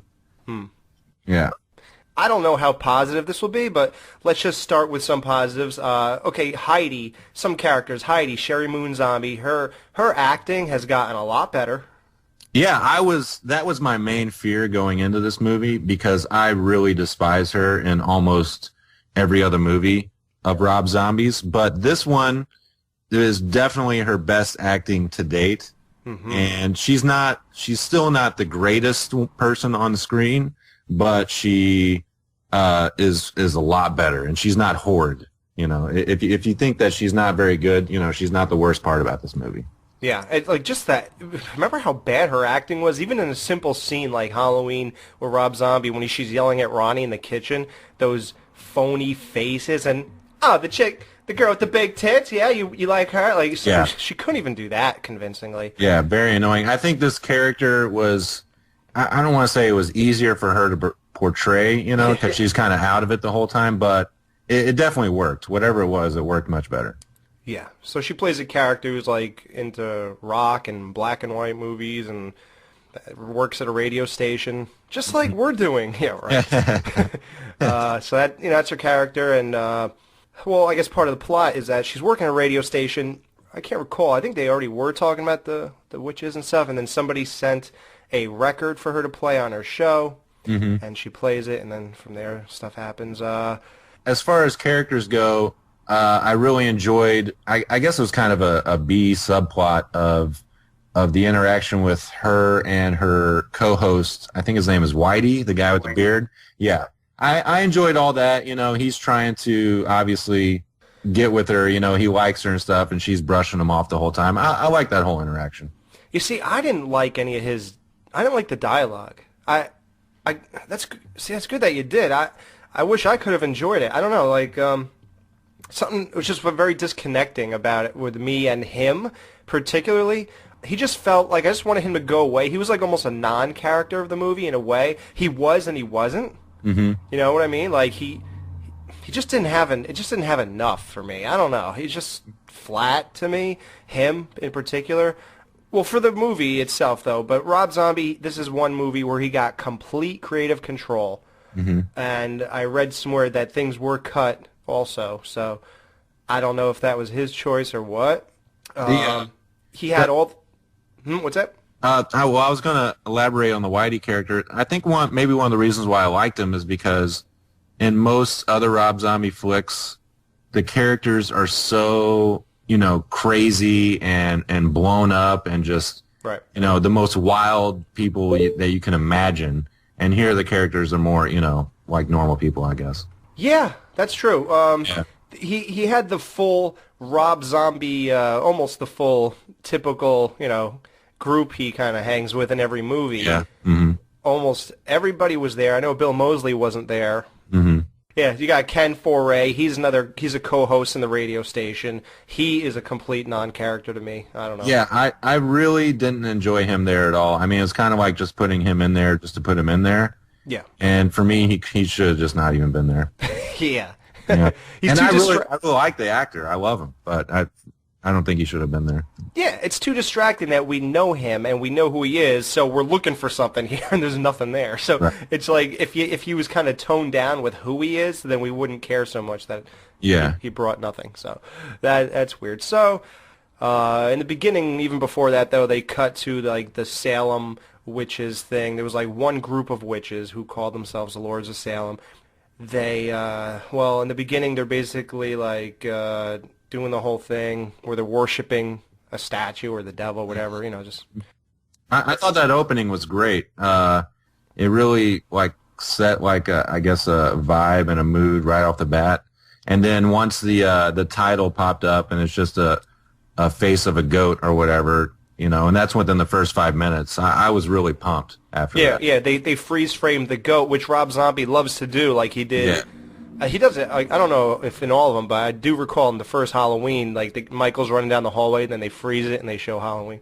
Yeah, I guess that's like maybe like a 60s or 70s aesthetic, which this whole movie feels like it takes place in the 70s, but it obviously doesn't because they're talking on cell phones and they, you know, the cars and stuff like that. I kind of wish it was just set in the 70s. It kind of maybe would have made more sense.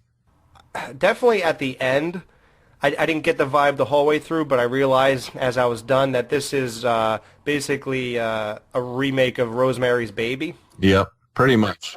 Yeah, a more graphic version. I mean, Rosemary's Baby is pretty slow, but that's probably just from the time it came out. Yeah, a little more amped up version of that. Yep. Yeah, amped up version. This is a slow burn too, but still amped up at times. Well, I guess we just get to the whole point. So they, there's a lot of things. You really got to pay attention in this movie, otherwise you can get lost. So they play the record, and the record is like the music that these witches wrote back then, and pretty much what happens is when they play it over the show, it puts all the ancestors of those witches in a trance, including Heidi, who is Rob Zombie's wife. Just try to remember that. They all start, what would you say? They're sort of possessed in a way? They just kind of go into like a zombie kind of state, I guess. Yeah, possession maybe might be the word, yeah. Yeah, and then you got a guy who came on their radio show who's promoting a book about the witches. He knows a lot. And he basically spends the whole part of the movie trying to figure things out, piece things together. He finds out that... he goes through family trees, and he finds out that Heidi is a descendant of the guy who killed all those witches. And then he goes to another guy who has the notes of that music they played, and he had that in his book, so he went to that guy, and then that guy tells him, oh, and can you believe this? They said that, the witches said that they're going to give birth to the devil seed or whatever through his ancestor, which is Heidi. So that's all taking place, and it's just like, I don't know, man. Like once she gets possessed and all this stuff starts happening, it just seems like we're just watching her kind of spaced out the whole movie, and I guess the only like thing that divides the scenes and stuff in between is like there's 3 witches who are like modern witches, I guess, and they're living in Heidi's apartment. One of them's the landlord, I guess. They're there for like comic relief in a way. Yeah, once they play the record and Heidi kind of takes a back seat and all she's really doing is having like crazy dreams and visions and stuff like that, I think what saves the movie for me in the middle is the story with the author, and he's trying to hunt down what's happening and those witches, because the Heidi character kind of just takes a back seat, and it's more about the psychedelic vision aspect of it all. And so the author, I really enjoyed his stuff, and if it weren't for him, you would have no idea what was going on in the movie, because he's kind of there just to explain what's happening, but he's such a good actor that it makes it all work, and the interaction he has with the witches and stuff like that, it's all really good. Yeah, it's good. Yeah. For this movie, so I guess the main thing to focus on is this, the visual thing. Rob Zombie's big, grand visuals. This is where he does it all. And I don't know, man. I kind of think, and I'm a victim of this too, I think they think of Rob Zombie too much when they're watching this and give it too much credit because of the name attached to it. Like, because it's him and we know what he's going for, we see too much from it. I think if Fede Alvarez, the guy who did Evil Dead, I think if he directed this and it was the same exact stuff, I don't think anybody would be putting that much credence or thought or anything into the visual aspect. I think it's like you're buying into the whole Rob Zombie thing. And I'm not saying he didn't do a good job. I'm just saying I think more, it's just like thinking that The Dark Knight is a lot better because the guy who died was in it, so now now it's going to be the greatest performance in the world because he's dead. I kind of think when you attach certain things to certain things, you think too much about it, and you put too much, and you make it bigger than life when it's really not that big of a deal.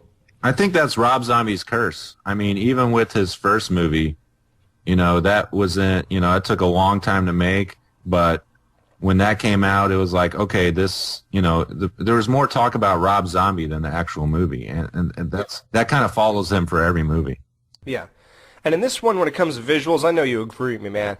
I think he tried too hard, a lot of stuff. I guess we already started the spoilers. Yeah, well, not really. I mean, no, we didn't. Well, there's nothing to spoil, really. I guess there is. I don't know. Who knows? Who cares? So, yeah, I mean, really, it just seems like, what are you going to give away? That she had a dream? That, Right, yeah, exactly. Like, I don't know. But, so, yeah, we're in the spoilers here. He tried too hard, dude. Midgets, dildos, priests. There was a lot of good stuff, I thought, but then there's like a few times where he just went too far, and it just took me out of it. I like a lot of stuff in the background. I like the look of some of the villains, I guess, as you would call them in the visions and stuff. Well, they were faceless, right? You like that whole thing? Yeah, I enjoyed that look, but then once they're sitting on a throne and they're masturbating like a obvious dildo or something, it's just like, what the fuck is that? That is just moronic. Like, that's trying to weird us out rather than genuinely having something that's really visually provocative. Mm-hmm. Like, anybody could think of that. Like, it's just stupid. Like, there's a couple things that he does in this movie that don't fit other parts, even if you want to take regular scares. Like the witch when you turn the light on and she's in the side of the kitchen. Yeah, I didn't like that at all.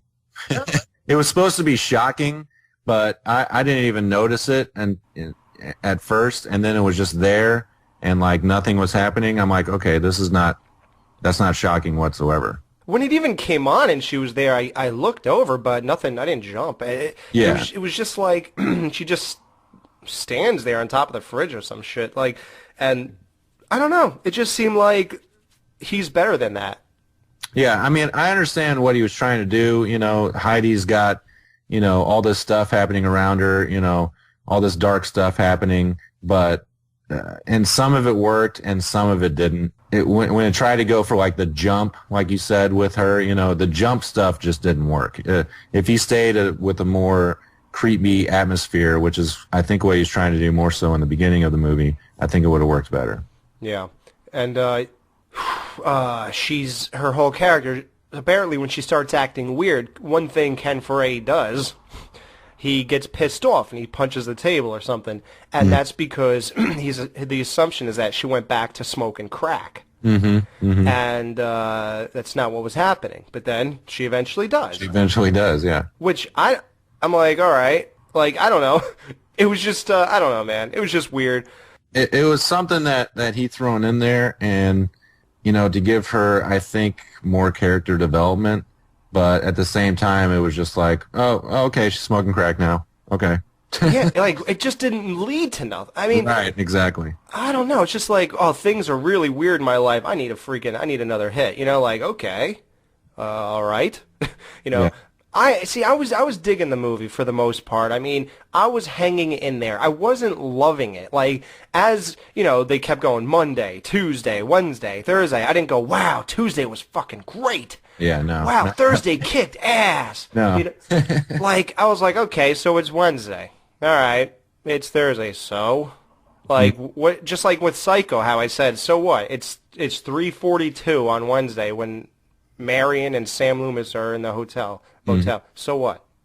Like I don't know. You got to give me more. When you give me dates and what day it is, I kind of, like, expect more out of that. Like, what do I care? Is there any significance that it took 5 or whatever days?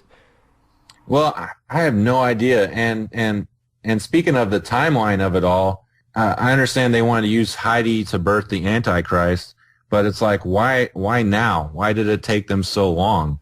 Right. She's clearly in her 30s or whatever. Why didn't they get her when she was, whatever, 18 or whatever? That's what I thought. I didn't get it. Why didn't you get her in House of a Thousand Corpses? Right. No, it's, oh yeah, do you notice that they called her Baby, too? Oh, I didn't catch that. Yeah, at the very beginning, she was when she was leaving and she high-fived the receptionist. Oh, no. She was like, all right, see you tomorrow, baby. So I was like, oh. Yeah. Wait, and also, that's another thing. So she's supposed to give birth to the devil because she's a virgin? Are we supposed to believe that a 35-year-old chick with an ass like that and legs like that and... She was supposed to be a virgin? I didn't catch that at all. I don't know, but, you know, at the end of it, when she was standing on all the bodies, she was, like, posing like the Virgin Mary. Mm-hmm. And they said the word virgin a few times, but they said a different thing before virgin, like the whore, virgin whore. Yeah, I was going to say, I mean, that kind of goes back to the masturbating priests and stuff like that, you know, with Satan and stuff. He's a fallen angel, and he kind of uses sexuality and stuff like that to get humans to sin. So maybe it has something to do with that. She's the opposite of a virgin. She's a whore. She's a drug addict. You know, right. That kind of stuff. Okay. Maybe that's what that means. Yeah. Hey, listen, ain't the first time something goes over my head, man. Well, especially with this movie, it's so up to interpretation with all the little visuals and stuff. It's like watching, I don't know, The Shining or something. It's like you can take the smallest thing and you can run with it and make a huge, you know, theory out of it and stuff like that. I think that's what he was trying to go for. He's trying to go for more of themes and ideas rather than a fluent story. Right. Mm-hmm. Yeah. There's so little to plot. It feels like I know it's there, and there are always things to move the story along, but you don't feel that way. Maybe when you're done watching it. Mm-hmm. Or I don't know. I didn't. I don't know about you, but no, like, I didn't at all. That's what the only thing I felt moved the plot along was the author doing the investigating. Exactly. Yeah. Otherwise, it's just another example of her being spaced out and having a dream. Yep, pretty much. That's all it is. So let's get to some of these dreams. Okay. She goes to church. Oh, no, wait. You're talking about the blowjob scene? Yeah, that was one of the first moments where I was just like, okay, what the fuck am I watching? I don't know if I understand this or even like it. Yeah, I don't like that. Yeah. I just don't like it. Like, look, me and you are the last two guys who are going to complain about a blowjob joke or whatever, or porno on any level. But at the same time, it's just like, it just seems fake. Doesn't it seem forced and phony when that happens? Like, yeah. Well, I guess it tries to tie in with the whole, with the sex theme and stuff like that. But to me, I mean, that stuff just didn't work. It just took me out of it big time. And for me to say sex doesn't work in something is kind of strange. Yeah. I heard people complain about the sex in the Friday 13th remake, and they say that took them out of it. I tend to disagree. Yeah. That if you compare this to that, right. You'll see that it was no big deal in that movie. Yeah, so she comes up off his dick, and I think either she or he spit black or gag, whatever, some black shit comes out of their mouths. Then she wakes up, and she apparently fell asleep in the church, and she dreamt that. Then you got another one. See, this was not a dream. It was, I think, the way you figure out that it wasn't was that the thing walks over to her bed afterwards when she apparently woke up or whatever. Now, yeah, that part was, I mean, the blowjob part in the church, okay, I was kind of suspecting stuff I didn't like. But then that part where she has a vision or whatever it is of... She walks into a huge cathedral, right? Yeah. Mm-hmm. Clearly, like, some midget in a rubber suit... Right. And it just looks fucking ridiculous. Yeah, I know he's trying to be weird, but dude, it doesn't work. I didn't know if that was, I mean, I kind of guess that was supposed to represent the Antichrist or maybe even the devil impregnating her. I don't know. Yeah, but the umbilical cord shot out and grabbed her hands, and that's how she became impregnated. Yeah, that was just, no. Like, dude, a little artsy. Like, I'm sorry, it's just not my thing. Hey, listen, maybe it's just not my thing. Right. I have heard people say this is amazing. Yeah. I don't know. I think Avengers is amazing. No, just kidding. No, I do though. That is a great movie. I think I don't know. I just think some other things are amazing. I thought Evil Dead was amazing. I don't think this is amazing. I think it's very ambitious, and it's he put a lot of care and thought into this. Yeah. I guess I'm not connecting with the vision. I think. So you got that, and then the midget thing. So you think this cannot be real, and at that point, wasn't that when she walked in apartment number 5, and then it was the cathedral? So obviously you think it has to be a dream. Obviously there's no cathedral inside of an apartment building, and she even walked in there earlier and saw a red freaking what are those lights called? A neon. Yeah, neon light on the wall. Neon cross, and that cross ended up being in that cathedral, I believe. So it kind of, it was all unfolding, I guess, as it progressed. Yeah, and the devil was something was standing behind her, like the beast. I guess it was sort of the devil. And then you see that devil walk right into the camera, right? A couple scenes after that, you get a full frontal shot of him. I wish you saw less of it. Anytime you have one of these movies where you see the devil, I always wish never were. You see, you see less of him.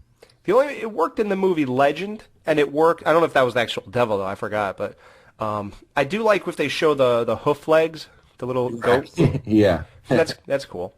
Yeah. So when this midget was impregnating her, that's where it got weird again, and it became a Rob Zombie music video, and you start even seeing like cartoon graphics, and then you start seeing these bizarre visions. This is literally a music video. They're in like a room with I don't know what kind of lights and all background, and then you see like her riding a goat, like she's riding a bull, and she's all into it, and I guess that's supposed to symbolize having sex with the devil because it's a goat, and the devil is a goat. Was it that part where she was, I don't know, some part where she was like just grinding up against somebody kind of oddly, and she's like she's laughing about it and having fun. I'm like, what the fuck is this? Yeah, and he's licking her face. He has all that like makeup on his face, like.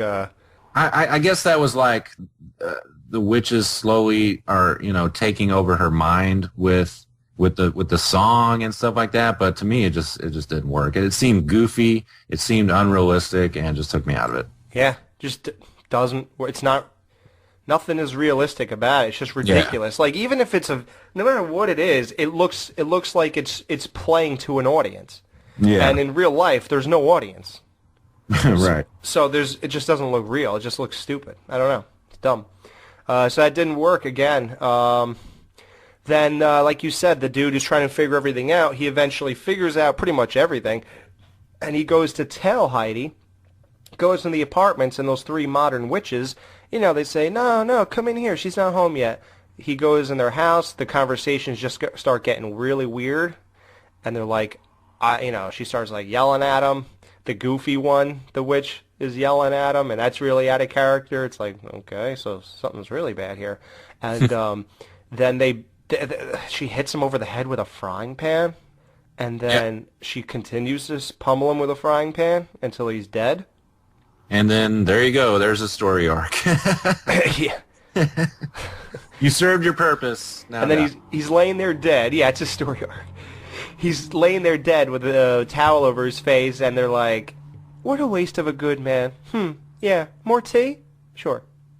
And it's like, okay. Again, I don't know. It's not my thing. I don't know what this is. I do know. I just if it wasn't Rob Zombie, I would never watch this, and I would never talk about it.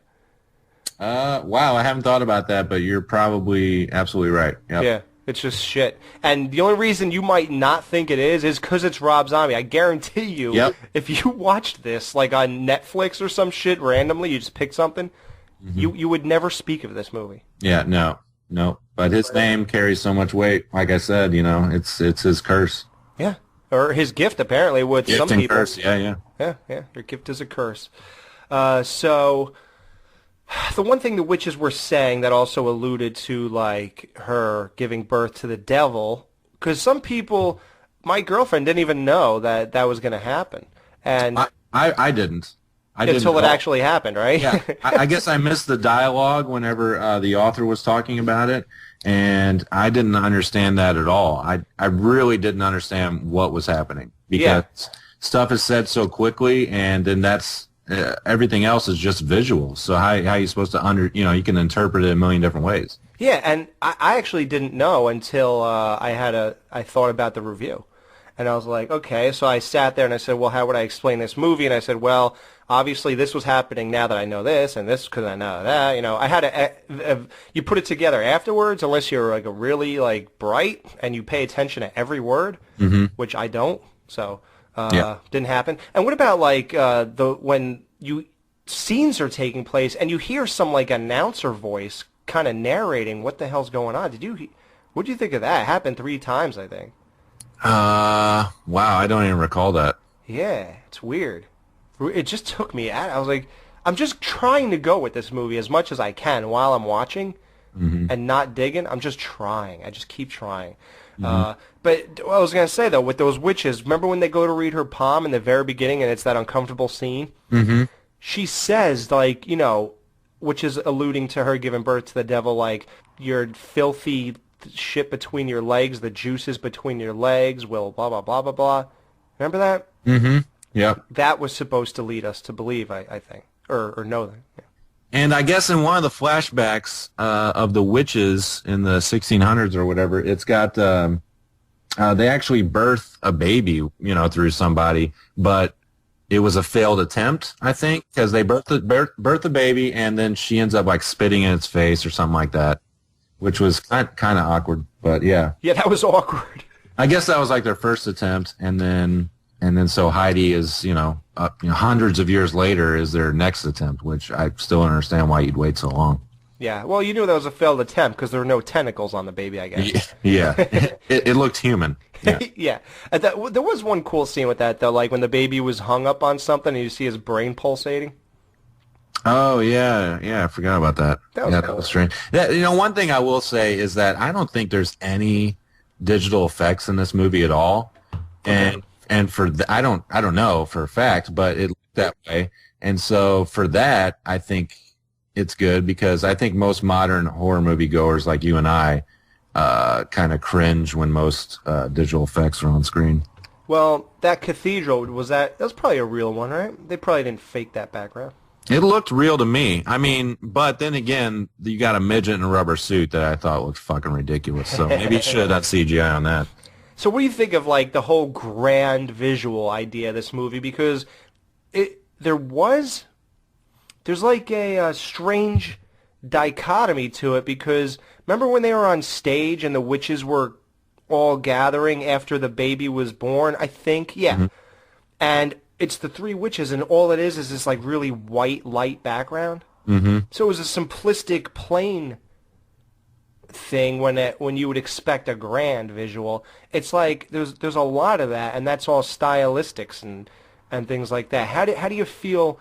Was it a fluid? Was it a fluid? Fluent?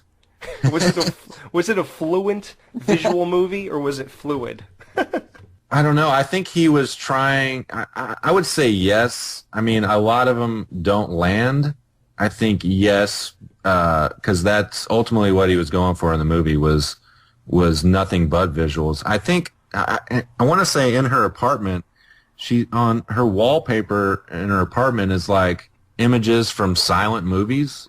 Oh, landing on the moon or something? Yeah, stuff like that. And I think that's what he was really trying to hammer home, is that this is more of a stylistic movie, a more visual movie than anything else. Yeah. So. And you always got the rock references, like the Led Zeppelin T-shirts.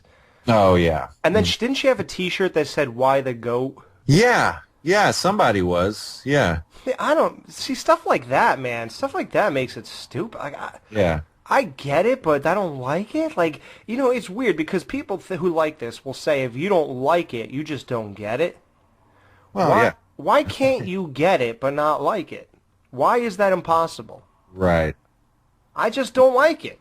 Like, I'm sorry. I'll never watch this again. Like, and like you said, Matt, I saw you saying, and you told me how the movie plays in your head for a few days, and you almost feel like you like it, and you want to watch it again. Yeah, I'm just thinking about all the stuff, and I'm piecing it all together after the fact, as opposed to understanding it, you know, while you're watching it.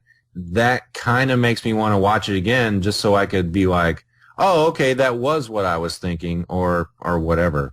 I mean, you can make a movie like that, but I don't think this worked in that way. I'm feeling like there was almost subliminal messages in the movie to make me want to see it again. You know what I mean? Like I'm feeling like I want to, but if I'm just going to see that again, then I don't want to. Yeah, I eventually talked myself out of it because I know that halfway through the movie I'm going to be like, oh, okay, I really didn't need to come back and see this again. Exactly. You know? I mean. Yeah, like I saw it once and I'm good. Yeah, it's like, okay, I didn't get it the first time I watched it. I thought about it for 2 days. I think I have a much better understanding of it. I get it. I don't like it. I think that's it. Yeah, and here's the thing. I didn't even hate this movie.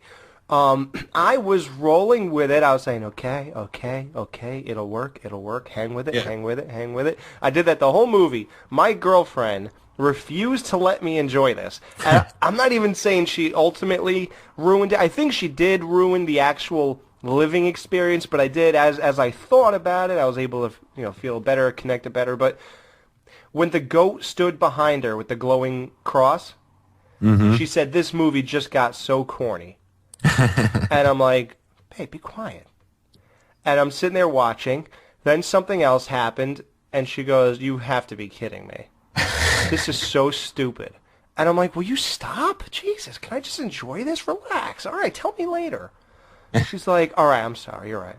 But by that, I mean, if that took you out of it, I just thought of this, by that same rationale, if you had somebody sitting on the other side of you constantly telling you how awesome it was and how great it was, would that make you enjoy the movie better? Oh, yeah, probably. I would say, wow, maybe missing. Okay, yeah, wow, I guess that is good. I got to pay more attention, yeah. Yeah, and then she really killed it when I'm thinking it's further down the movie, but I'm going to say it was during the impregnation scene when she's riding the goat. that my girlfriend handed me the movie ticket and said, "I'm sorry you paid for this." And I said, "You know what? I asked you 3 times. Can you just let me enjoy this?" She's like, "What? Are you kidding? Enjoy this? Hon, I know your taste, and this is probably the worst movie we've ever watched." And I was like, all right, but maybe it'll pay off. Will you just relax? It did not pay off. That's for sure. No. Let's just say you led up to the whole thing. Hey, listen, the witches burning up and their faces melting, that was pretty cool, I guess. Couple cool scenes, but I was even, I don't know, the witch stuff, it was okay. Even when they, spitting in the baby's face, that wasn't really that great, obviously. But I don't know. It was okay. If I have to give the old witches an overall rating, I'll say 7 or 6. If I have to give the rating of the characters, I say 3 or 2, except for, I think the 3 witches were good to watch. They were interesting. And Heidi was good to watch. Oh, no, not after, she started spacing out. Right. And the good one was the guy figuring stuff out, the author. Yeah, the author, yeah. Yeah, he carried a lot because he was one of the better actors in the movie, I think. Yeah. Everything else, no. Pacing, how would you say the pacing was? Even flowed throughout pretty much. I would say, yeah. I would say it was a good flow. A lot of people might consider it to be slow, but I thought the pace was pretty good. I mean, you don't go 5 minutes without something, weird happening, I guess. Yeah. So, I don't know. It ends off where, just like Rosemary's Baby, I guess, where she gives birth to the baby, and then the next thing you see is that cathedral. She's standing on all the dead bodies of all the chicks who eventually became possessed by that boom, boom, boom, boom, boom, boom. Which why would they play that on the fucking radio? It's like 8 bars. It's not a fucking song. Right. Like, here's the Lords of Salem and their new song. It's a loop. Like, what the fuck? Didn't it eventually change into another song, though? Like a song people liked or something like that? I just thought it was like 8 bars looped. That's what I thought, yeah. But someone else told me, I read on a Facebook. Somebody said, I don't know, whatever, because somebody asked about that. Yeah, like, why would they play that on the radio? That makes no sense. No. Like, who would listen to that? And like, all right, well, you heard the first 8 bars. It's not going to change, so just keep thinking of those. Right, yeah. Here's the intro over and over and over. Yeah, it just doesn't make any sense. And I didn't even like that music, and it eventually worked like the last time you heard it. Yeah. But it didn't work all the other 6 times you heard it. I don't know how that works, but it just sounded better in the last one. She gives birth to the baby, stands on top of all... Oh, yeah, what I was saying was that she stands on a pile of dead bodies, which were all the other women who were descendants of all those witches, and I guess I don't know why they died. I think the guy explains... Oh, mass suicide. Yeah, whatever that means. Yeah. And she's standing there like the Virgin Mary, like stiff, like a statue. I don't know really what becomes of the baby. I think a witch hugs it, and that's it. And then it's like, well, what happens then? They take over the world. I don't. Yeah, supposedly the baby was supposed to come and take over the world. Yeah. Okay. Yeah, I'm sure that happened. How'd that go for you? So, how would you rate this movie? I guess we could do numbers and our Netflix things, like hated it, just didn't like it, really like it, and love it. From there, how would you go? Yeah, with that rating, I definitely didn't hate it because it had lots of moments and even some visuals and stuff that I liked. But overall, I'd have to give it a 2. I didn't like it. Yeah. Me too. I agree. I might go 2.5. Right. Yeah. Okay. How would you give it from 1 to 10? 1 to 10, I'd probably give it a 5. I mean, like I said, there are some stuff that work in this movie. Ultimately, here's what I recommend to people. The first teaser trailer that was all music and just visuals? Just watch that. It's a minute and a half. You get the entire gist of it. And then that's it. That's all you need. And that teaser was cool as shit. I was fucking amped to see this movie. Right. But, I mean, the movie is just a stretched out version of that. And when you stretch it all out, it's just not as good. Yeah. Just, it's one of those movies you can get into. Mm-hmm. But you got to ask yourself and be honest with yourself and say, is there a payoff here? Yeah. Yeah, no. You know, I was into a few things. I was following it. I was all right. I'll go with this. Okay. Then when it's over, do I feel like there was a payoff? No. Right, no. You wasted my time. Yeah, there was no real climax of it all. I'm just glad I paid $6. The only thing is, my girlfriend came at the last second, so I had to pay $12. So I'm right back where I started. You didn't go Dutch? Huh. Nah. Might want to start doing that in the future. I'm still paying for sex, dude. You know, she says, hey, listen, how much would it cost you if you went to a hooker? So I say, okay, here's your $6. And that's how we roll. Yeah, I'm glad my girlfriend declined when I asked her if she wanted to go. So. Yeah. Oh yeah. Exactly. And guys, don't bring anybody with you. I called about 3 of my horror friends who live around here. I go, hey, want to go hang? Let's go to see Lords of Salem. None of them could do it, and I am so glad because it would be the walk of shame when we walk to our cars after that. Right, like, oh boy. I would just do it. I would reach right in my wallet. I go, all right, no, let's not even say nothing. Here's your $6, and here you go. Let's never speak of this again. Right. And I would get in my car and I'd drive into a wall. Because I couldn't live with the shame. No, but. Well, he's gonna put that quote on the back of the DVD. Yeah, right? You know how Nobody Gets Out Alive has horror bid 4 for 4? I want to see Lords of Salem. I would drive into a wall if I invited friends to this. Oh, fuck. All right, dude. Well, thanks so much for stepping in. And yeah, no problem, anytime. You know, really appreciate it. Had a great time, and a better time than I had watching. Yeah, that's unfortunate. Let's just every time we have a bad movie, let's have me and you just talk about it. Yeah, no problem. All right, dude. That means I'm only watching bad movies. Fuck. Exactly, man. We're gonna be best friends pretty soon. Yeah. There's a lot of shit out there. All right, but we'll be back. We'll wrap it up with something or other. I don't know. Jamie and Dan will be back. Yo, what's up, Skeleton Crew? This is Pat, a.k.a. the fucking Ghoul. Dan fucking told me to call in right now because, you know, me and Dan, we're residents of Massachusetts, and you probably all seen on the news all that crazy shit that's going on right now. Dan told me to call in. You know, I'm seeing some shit. I'm seeing this shit in real time right now. I see some fucking, you know, helicopters and shit. I've seen police cars, more than I can fucking count the past fucking 12 hours. This shit's nuts. But yeah, I just wanted to call y'all, tell y'all fucking Skeleton Crew is the shit. I just want to let you know, yo, Tanzania, I'm glad I got people like this, you know. Got some real fucking friends up in here, you know. Gotta take time and value the good things in life. The Skeleton Crew is some good shit. I like having that type of shit. I played some last night while I was waiting to hear some more news, you know. Been in fucking lockdown. My town's in a fucking police state right now. All this shit's going down fucking 10 minutes from my house. This shit is fucking nuts. The one to fucking, you know, call in, let y'all know that shit's tight in the fucking Ghoul's hood. I'm alright, you know. Matthew's gonna be alright. Me and Dan holding it down. So I'll let y'all know Skeleton Crew is gonna fucking, we're gonna live on. Just let y'all know that. So fucking take it easy. I love y'all, and fucking, yeah. All right. So you guys have a lot to talk about. I don't know any of these shows. I'm not, I just haven't seen them. I'm bad. So we're going to get into The Walking Dead, which oddly enough we have never really covered. But you guys are going to give a good little wrap-up for the whole season. What was that, season 3? Yes, sir. Yeah. And then you're going to get into the following, and then you're going to get into Hannibal. So, yeah, take it from here, because I don't know where you're going. So. Yeah, man. I mean, okay, so Jamie, what did you think of season 2 of The Walking Dead, first off, on the farm? A lot of people say it's slow, whatever.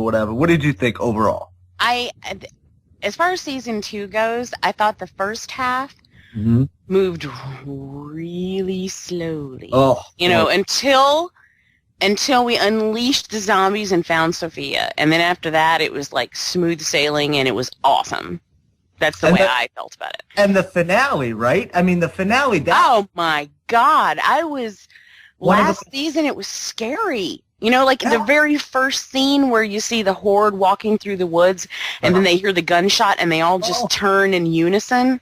Loved it. That freaks my shit. You know, so it started out scary from the get-go. I was on the edge of my seat. Right. And then it was just explosive. It was crazy. And that's how the mid-season finale, you know, or whatever you call it, before the mid-season break, that's how that felt this season. Oh, absolutely. I totally agree. And see, that's the thing, like, a lot of people, too, were like, you know, why didn't they skip through the winter or whatever. I don't know if I like that or dislike it. I just don't even think about it. I don't know. What do you think? It's like I think that it's just a necessary thing because it's for filming, right? Right, yeah, for the for the shooting schedule. I mean, they don't shoot year round. Yeah. And you know, honestly, I mean, we're talking about winter in Georgia, it's really not that much different. Right. I mean, it's not as blistering hot and humid as all hell, but what I mean is it wouldn't be 6 feet of snow, you know, for them to battle and deal with. The terrain wouldn't be, it's not going to make that much of a difference, that's what I'm trying to say. You know? Right. Is that where it's supposed to be? Yes. Because I know, isn't that where they film too? Yes. Wow. So there you go. So you know, I don't know. Here I am from Boston being like, hey, where's the fucking snow? We have not had, let's see, there were 3 years running where we had, just a couple of years ago, where we had 7 inches at a time each of those years. And then for the past, we didn't get any last year or this year. So, I mean, it's just, you don't know. I mean, like, sometimes we do and sometimes we don't. And usually it's more ice than snow. Like, we don't get powder, you know, like, it's all icy. So, anyway, but it's just, that's, you know, they got to go on hiatus. They have to do other things. I mean, it's just like any other show. So, I wouldn't, I would like to say, I'm glad you brought that up, though, because there's something that I've always wanted to say about the show that I really love. Okay. And it's that the Foley work is so good, and it's so What the heck is that? I've heard that term. What is that? When they're like the foliage, ambient noises, you know. Oh yeah, like crickets. Yeah, whatever. Yeah, and in this case, I'm specifically referring to crickets and cicadas too, because you can hear them in the background, and sometimes when it'll be on a scene where they're like in the woods. I feel like I'm there with them because it is exactly how it is. I mean, it feels like summer in Georgia, you know, when, and they do such an amazing job. It blows me away every time. And it seems like a small thing, but for some reason I'm always more attuned to sound or whether it's soundtrack or just noises or whatever. I mean, I pay attention to sound design, and I think it makes a big difference. And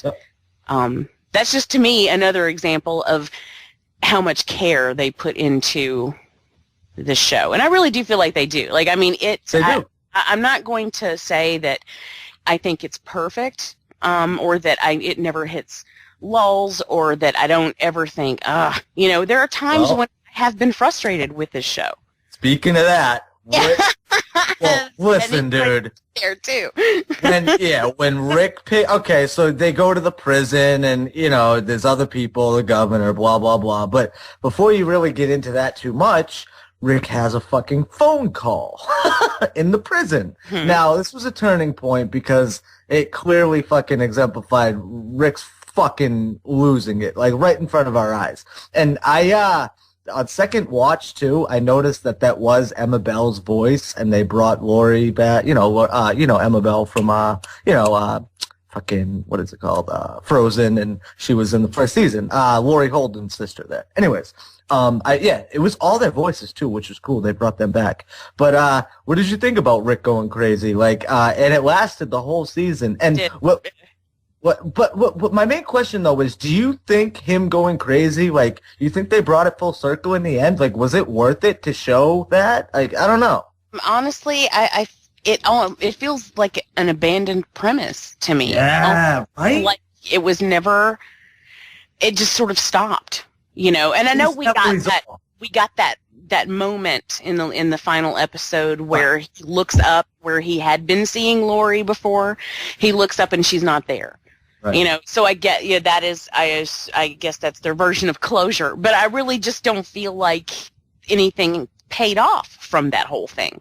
Exactly. You know, except his absence from reality for a while. Well, I think what they were trying to show, and I know you know this too, obviously, but like, okay, Rick doesn't like the leadership role. Like, he's not the leader. Like, he's losing it, and he's losing his leadership role. Which brings me, and we're going to skip past a lot, because like we said, it's kind of a short review, but that point where he has that conversation, and dude, I think this is one of Rick's best speeches because, dude, at the end of season 2 where he's like, listen, the only way we're going to survive is by my way, you know? And then in this one, he's like, listen, I was wrong.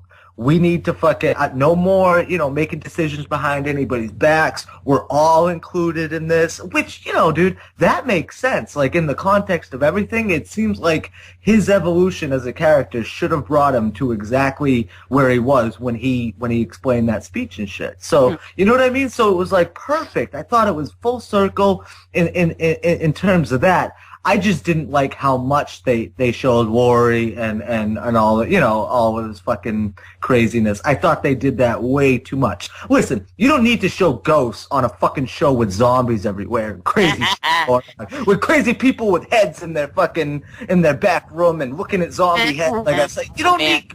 That's some sweet shit right there. I will say that there are some moments of Rick's character arc that I think were shining moments as far as writing goes. I think that one really good example of that, and this was something that people were talking about well after it happened. Yep, go ahead. You know what I'm talking about? I know what you're talking about. Go ahead. There's a scene in, I'm not sure if it was the third or the second episode before the last, it was close to the end, where there's a guy running up the street with a backpack, begging for them to pick him up. They do not. At the end, we see where he'd been smeared all over, and they stop and pick up his bag, which of course is fucking backpack. Is a survivalist thing to do. I mean, that only makes sense. However, if you think about this, Rick from first episode would never have left him behind. Nope. Rick from the middle of this episode was hardcore. And, you know, it's just his character had become really hard. It had become very matter of fact, and just he wasn't feeling anything. But then by the time we come back to the end, then, you know, now he's got all the people from Woodbury, you know, moving into that's what it prison. is. And he has come full circle in that. And I think what part of that was that by seeing how the governor ran things in Woodbury, and the fact that that's what happens when you start doing shit behind people's backs. I mean, that was basically the government, you know, and ooh, good reference. So it's like he got a glimpse of what happens when the government takes control of itself and the people have no say. I think that he realized that's not the road they wanted to go down. And you know how Alex was just saying that was a moment in Bates Motel where his jaw dropped?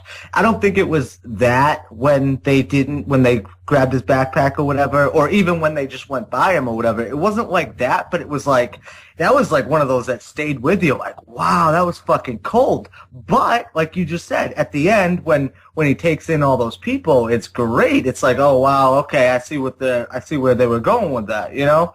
And I love that whole fucking aspect of it. I just loved it, you know? And, all right, so you got Meryl, too. Meryl comes back, which is a whole other fucking thing. Like I said, we're not going to get too much into it, but what'd you think of how he went out? I loved his fucking character arc, dude. Oh, and then... Well, you know, there was an interview with him not too long ago where they were asking about how, like, what made him decide, Michael Rooker, what made him decide to choose that character. And he's like, basically, they told me that I was going to have my hand chopped off and I was going to get to have a blade in my hand, you know, and he's like, from that moment on, I'm sold. I love Rooker, it's like, he's like, wait, I have to be a backwoods redneck racist? What? Oh, I chop off my arm and have this thing, I'm in, you know? And not as an actor, why would you turn that down? Right. Plus, you get to go out as a zombie, which I just think is badass. Like, you got to do the full spectrum. Whoa. And I think that would just be...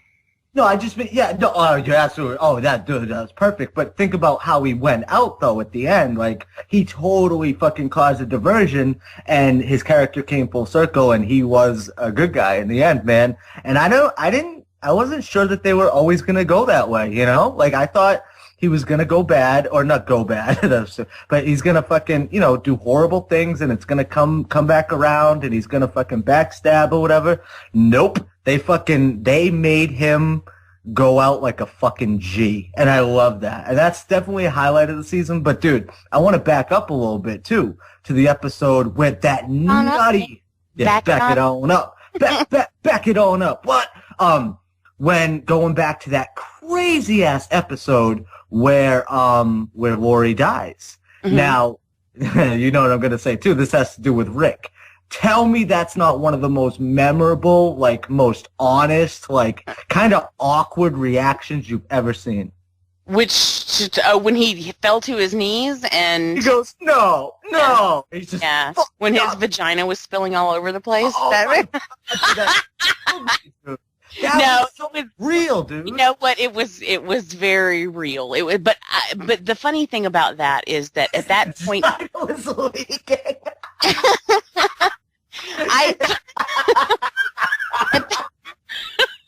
Sorry, delayed reaction. At that point in time, I feel differently about him now, but at that point in time, I was very angry with Rick. Yes. I was extremely angry because of the way he had treated Lori. And it's just, you're in a situation where there are about 4 people in the world that you can trust, and, you know, you need each other. Right. And she was obviously hurting, and you could tell that he was hurting too, and really what they needed to do was just reach out and talk. She wanted to, and he was really nasty. Like, he just was pushing her away, and he just didn't. I mean, he would do things for her. Like, sometimes he would make sure that she got something to eat, you know, and so he was you can eat. So he was doing his job as far as taking care of her, but there was nothing there, and it just was very cruel, and I was so pissed off at him. So then, like, when she died, and he's, like, all, like, hitting the floor, and you know, with his Oscar moment, and I was so pissed off. I'm just like, fuck you! No pity! You get no pity from me! And he didn't, because he did it to himself. He did. You know? And, I mean, we can't, as a people, even now, we're not in the zombie apocalypse. We're just people. We can't afford to lose relationships because we're stubborn. We can't afford to just brush off the people that we care about because we don't want to open up and talk about it, you know. And that's what fucking happens right there. And what did you think? That was a heartbreaking scene too, because well, not that one. Yeah, that one was too. Yeah, but right as the zombies were coming in, they give each other a look, almost like there's hope, and they smiled at each other, and oh, they're gonna fucking, oh no, never mind, here we go, oh shit, and then she dies, and then that, I think, leads to him, you know, because he feels so fucking guilty. It was guilt, and because he knew that he was fucked up. And I know that a lot of people had a problem with Lori and her history with Shane and everything, and I did not like her character. If you will recall, I wanted to punch her in the face just about every second. You and everybody else. But it had nothing to do with Shane or with what went on at that point, because what I feel that she, and I have always stood up for her as far as this goes, is I feel that her reaction to Shane and what happened with the two of them was nothing more than just human reaction. It was perfectly natural. She was a woman with a child in a vulnerable situation. Her husband was dead as far as she knew. She had nothing and no one to turn to. This guy is there. He is strong. He's capable. He takes care of her. He cares about her, and he knows her because of Rick. And so then, something develops there. Is that unheard of? Absolutely not. It happens all the time. People fall in love with their psychiatrists, you know. It's because they're the person is there for you when you need them, and it's a lot of it was like misplaced, but it was natural. She didn't do anything wrong. She didn't do anything evil, you know. She wanted some dick, and she thought he was dead. If you're in the zombie apocalypse, dude, I'd be trying to fucking hump everything. Well, I mean, there's a comfort in human touch, and that's why I don't understand, and this is where my stance on sexuality comes into play in everyday life, is that I don't understand exactly why we're so afraid of it. Why are we so ashamed of it? Because this is who we are. This is how we work. You know, we respond to other human beings. We respond to touch. And that's exactly what we need, especially in a situation like that. So I don't really see how anybody can blame her for what went on there. And I understand that Rick was hurt, but at that point, I feel like he should have realized he knew her well enough, and he should have gotten past it. And for him to have treated her the way that he did, I just don't think it was fair, especially since she was on the verge of getting rid of that baby until he was like, no. My prom night dumpster baby. I love that song. But, yeah, I hear you. Yep. I don't know. But I was angry with her anyway for having this pregnancy in this situation. Yes, we need to continue the species and we need to build this back up, but they're not in a situation where they can. She could not take care of herself properly nutritionally. And honestly, the last thing you want in the middle of a zombie apocalypse is a screaming baby, because, there are going to be times when you need to be quiet. And so I really thought it was, and then see what happened, she died and now everybody else is stuck taking care of Judith. What's her name? Ass kicker or something? The last. Little ass kicker? Yeah. My first grade teacher or whatever. Like, are you insane? I figured he would have named her Sophia, or somebody that had something that meant something as far as someone he'd lost recently or something like that, but like, nah, it's my first grade teacher. Well, yeah, right. Now, what'd you think about how Lou Temple's character went out? That was boss, right? When he's getting into that nice conversation and then BAM! Shot in the head. That was crazy. I was so not prepared for that. No. Nope. I didn't want his character to go at that point. I was like, what? Because it was actually, I don't know. I mean, I liked him. Well, they set him up like a weird pedophile at one point. Well, they kind of. Yeah, maybe that's. And again, these are extenuating circumstances. He pretty much explained himself, and I totally believe him. Like, I don't think he was a good guy. Yeah, he was a good guy. I think it's just, sometimes in weird situations, weird thoughts creep in. What are you gonna do? You're human. So I never really hated him for that. I always thought he was a good guy, and so that kind of made me really sad. Just all of a sudden, because it just came out of nowhere. It was fantastic. Like, I love when they do shit like that, because nobody is safe. Like, you don't know what's going to happen. Even by reading the comics, you don't even know what's going to happen. Oh, dude, right? So, it's just like, it's a fun ride, which is why when we get to things like the final episode, mowing people down, fucking the governor, fucking brrr.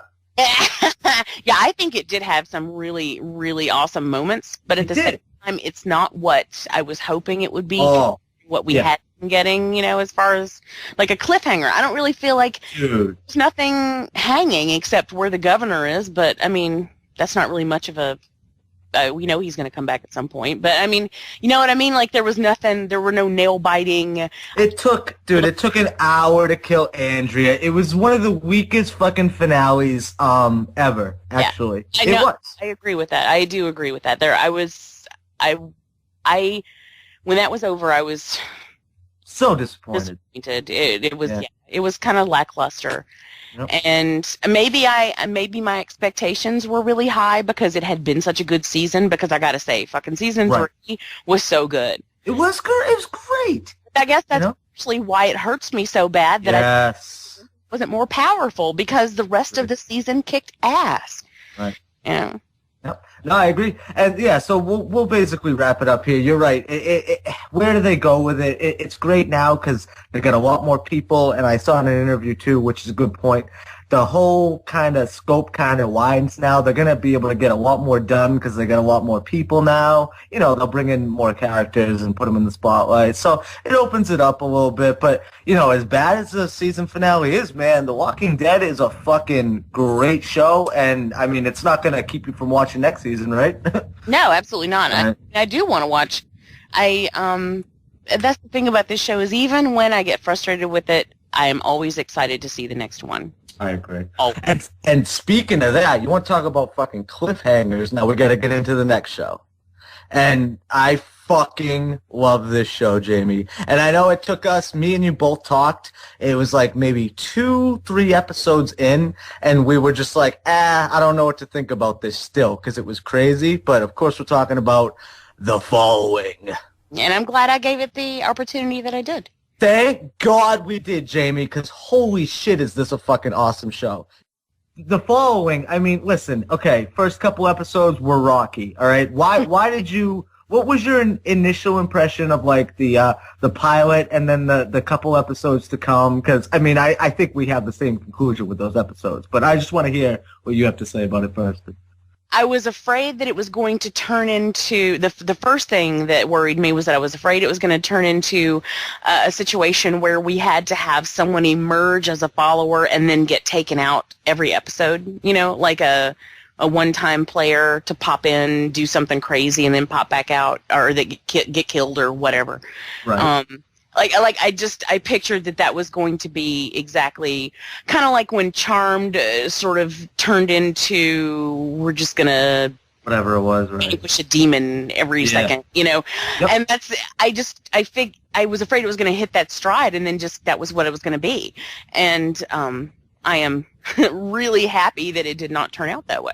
Well, it kind of did, though. All right, listen. In ways it has, but I think that it hasn't been as, you know, up, down, up, down, up. I mean, like, set them up, knock them down, as I was afraid it was going to be, you know. And it was like that in the first couple episodes. Because, listen, they were more... All right, I noticed, I think it was in the third episode, that we had come to a point in this fucking show where the bad guys emerging, like, it was out of control. There were so many more villains than fucking heroes. Because even the good guys, you find out... Like, I remember, dude, at one point, come on. They're fucking going through... 2 SWAT guys in the back just fucking boom, boom, boom. All right, come with us, the bad guys. And then they take them out. It's like, come on. So it was a little unbelievable. But they established who was good and Sean Ashmore, favorite character on the show. Kevin Bacon's great, don't get me wrong. All right, so I guess the premise real quick. Joe Carroll, he's the serial killer. Kevin Bacon wrote a book on him because, you know, he had a fucking thing with him back in the day. He has a heart. What is it? A heart? What is it? Pacemaker. Pacemaker. Yeah. Because he got stabbed or something from Joe, or something happened with him. And so they go back. And so he escapes from prison. They actually get him back in prison by the second episode or whatever. But you find out that this guy has a cult following. He's got these fucking psychopathic people that are. He's set this up for like a year or 3 years or whatever the fuck it is. I think he's in jail. He's setting it up for 3 years.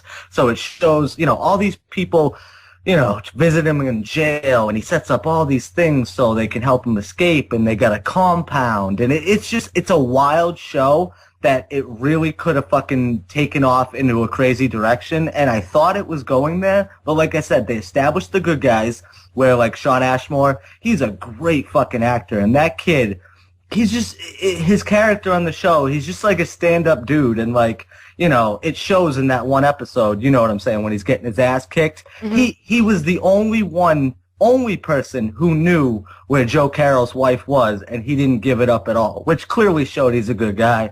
And then, you know, even with the other agent... what's the chick, the female agent there, who we thought was going to be bad because she was all, like, interested in cults, and we're like, what the fuck? You know what I'm saying? Mm-hmm. Yeah, so, and I actually remember the other day, the very moment when I realized, no, she wasn't. I mean, that there was no question that she was okay, but I can't remember. Was it her backstory? Oh, yes, yeah. with her parents and the cult. Yeah, that was pretty cool. That was great. Like, yeah, exactly. And I did not see that coming. That was fuck no. And it was how about when Ryan fucking blew that chick away? Was she an FBI agent or a local cop? I don't remember. The blonde chick that was like helping them escape from the house. Yeah. And he just comes running up to the scene, and he doesn't even pause. Like, she just turns around and he's like, bam! And I was like, Even this last episode, how about fucking they both get Sean Ashmore and Kevin Bacon both get guns and fucking shoot people like short, like they're like right next to him and they're just like pop pop pop, like it's great. I love it's like 24 action almost. Yeah, and it's great. It's funny that you should mention that though too, because that was, I have actually compared this show to that before, because someone asked me how I expected this show to go past for, one season. Like, really, in all reality, how far can you take this? Yep. And I'm like, I don't know. I mean, I thought the same thing about 24, though, and they did it. So, yeah. If it stays on the pace that it's going now, I would keep watching it. But that's just because I think it's fun. And I really love Kevin Bacon's character. I do. Yeah. I love him. Now, I know you're not the biggest fan of Scream 4, and especially Nico, whatever his name. He is the most bland character in that whole movie. But I'm sorry, Jamie. Tell me he's a bad actor on the show. Tell me to my face. Go ahead. I never said he was a bad actor. I know. He's great though, right? About him, I didn't. I know. I was just setting it up. Yeah. He is, I think, one of the best parts of this show. He plays one of Joe's followers or whatever, and you find out he's actually never killed anyone, and fucking, he shows this kind of rise to it. It's just, I love it, dude. That kid is such a good fucking actor. So you got him, Ashmore, Kevin Bacon, and then what's his fucking name? Joe Carroll. I mean, he's great, Mm-hmm. I don't know his name, but anyways, and then, it gets really... But I like him because he's very, and he has to be, but he is, he's the actor does a very great job of pulling off the charisma. It's like a Charles Manson almost, but he's like pretty looking and he's a professor. Like Jim Jones. yeah, right, exactly. So anyways, we're not going to touch on too much of the show except for the fact that it's fucking great, Alex. You got to watch it, bro. It's one of those shows where it's dealing with fucking, kind of a procedural type of thing where FBI agents are constantly on the trail. So, some people don't necessarily like that. Technically, this is a fucking horror podcast, but it is, cult, and there's a lot of fucking crazy kills, too. Dude, how many fucking nutty kills? Dude, one point, this chick is in a diner, and she just fucking takes a crossbow and shoots the fucking chick right across of her. And then there's another one where, even in this last episode, the chick's like, oh, I like to turn myself in. The fucking lead guy, she just stabs him right in the fucking head. And then, there's another one where this chick stabs her right in the fucking eye even. It's insane. So, yeah, man. What channel is this on? It is on Fox, dude. Same as 24. Yeah, so don't get too attached. It might not be around for very long, but... Fox? Fox is notorious, man. They kill shows like... they give them one season, and then they're like, fuck you. I'm glad you brought that up, because it ain't as bad as fucking Hannibal, dude, because Hannibal's on NBC. Fox has got nothing on NBC, dude. Come on. Oh, so, come on. Like, NBC gave us Friends and Seinfeld. Those shows ran for a long time. I'm talking like Firefly. Like, Fox killed it. Are you going to do that scene in Family Guy where they go through all the shows that got canceled? And so I guess if all those shows get canceled, we'll have a shot. Dark Angel, like they're going through so many. You know what? You're right. They do cancel shows, huh? I mean, if you're going to see, what was that one that I loved with Christian Slater last season? I don't even remember what it yeah. The guy from Reaper, but right. Anyway, Right. I thought that was a cool show, and then just they actually brought that back, and it didn't last. But that was, I think, I don't know, poor timing. But so basically the following is incredible. I like it. Lots of different characters. They're great. It's they're very multi-dimensional. The bad guys have good parts to them, and so on and so forth. And it's just a really good show overall. And that's why I made that transition into NBC. Now, I haven't gotten too far into it. It's I don't know about this show, guys. I like the first scene in it, and it actually really got me, and I was like, wow. But the opening to Hannibal is fucking incredible. They go, further back, kind of more Red Dragon style with Will Graham, and they make what's his name too. They turn him the fucking what's his name in the movie. The older guy, he's the head of the FBI. Well, they turn him black and they make him Morpheus in this show. So that's different. And But I liked it, though, because one thing I noticed about the show that was really different is they show Will Graham going in, and the whole thing is he gets inside the head of the killers. That way he can find them or whatever.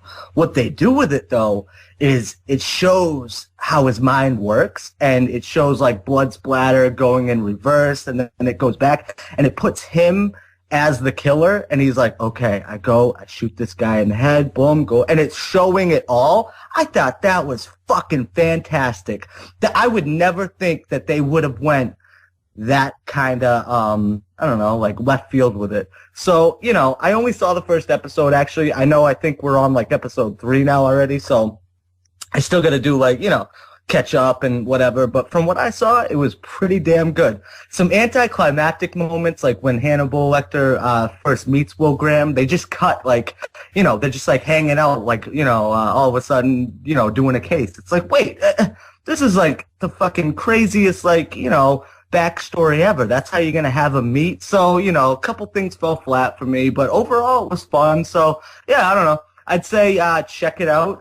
If you don't like it, I definitely won't hold it against you because it's not like one of those shows, oh, you got to watch it. But it's something cool, you know? So, Walking Dead, overall season was awesome. Finale sucked. The following, definitely watch that fucking shit. Hannibal, I don't know. Check it out. I liked it. Whatever, you know? I'm going to give it a, because like I said, it was on, but I missed a lot of it, and I ended up being just really kind of like, huh? So I'm going to give it another. Right. I'm going to give it another shot. But you know my rule anyway. Like I don't count shows out until at least I give them at least 2 episodes. Exactly. And so that's pretty much catching up on TV. So we got to get Alex to watch The Following and hopefully someday Harper's Island. And then I will go inside. He's been harping on Harper's Island for months. No pun intended. Dude, you will love it, bro. It's like Scream, I Know What You Did Last Summer, every cliche slasher all thrown on an island, and there you go. I love it.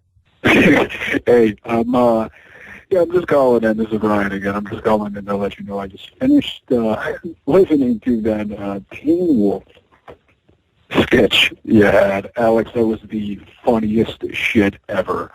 I was at work. I usually listen to you guys while working, and walking around doing my job. I'm surrounded by people, and that shit had me rolling so fucking hard that you know, everybody was looking at me, customers were looking at me, I'm dropping shit all over the floor laughing. It was just the funniest fucking sketch I've ever heard. Bravo, son. I got one bit of good news for you guys, especially Jamie. Well, Dan, too, because you live there. What up? Guess what I bought today on Blu-ray? The Town. No. Boondock Saints. No. Jaws. Fucking bought Jaws. Jaws. Yeah, I bought Jaws. I've heard. Wait, who was it that posted? It's like, oh, it was fucking Dave said it $12.99 at fucking Target. Was it Target? And guess what I spent on it? $12.99. Ah, that's awesome. I could not find this movie because you guys, well, both of you really, were raving about it a couple shows ago, and I'm like, is it that good? I don't remember that being that good. You know what you need to do? You need to listen to the show that I did with Badasses, Boobs, and Body Counts. No, you really don't. What? Hey, anything besides our show is a distraction. I'm just kidding, Jamie.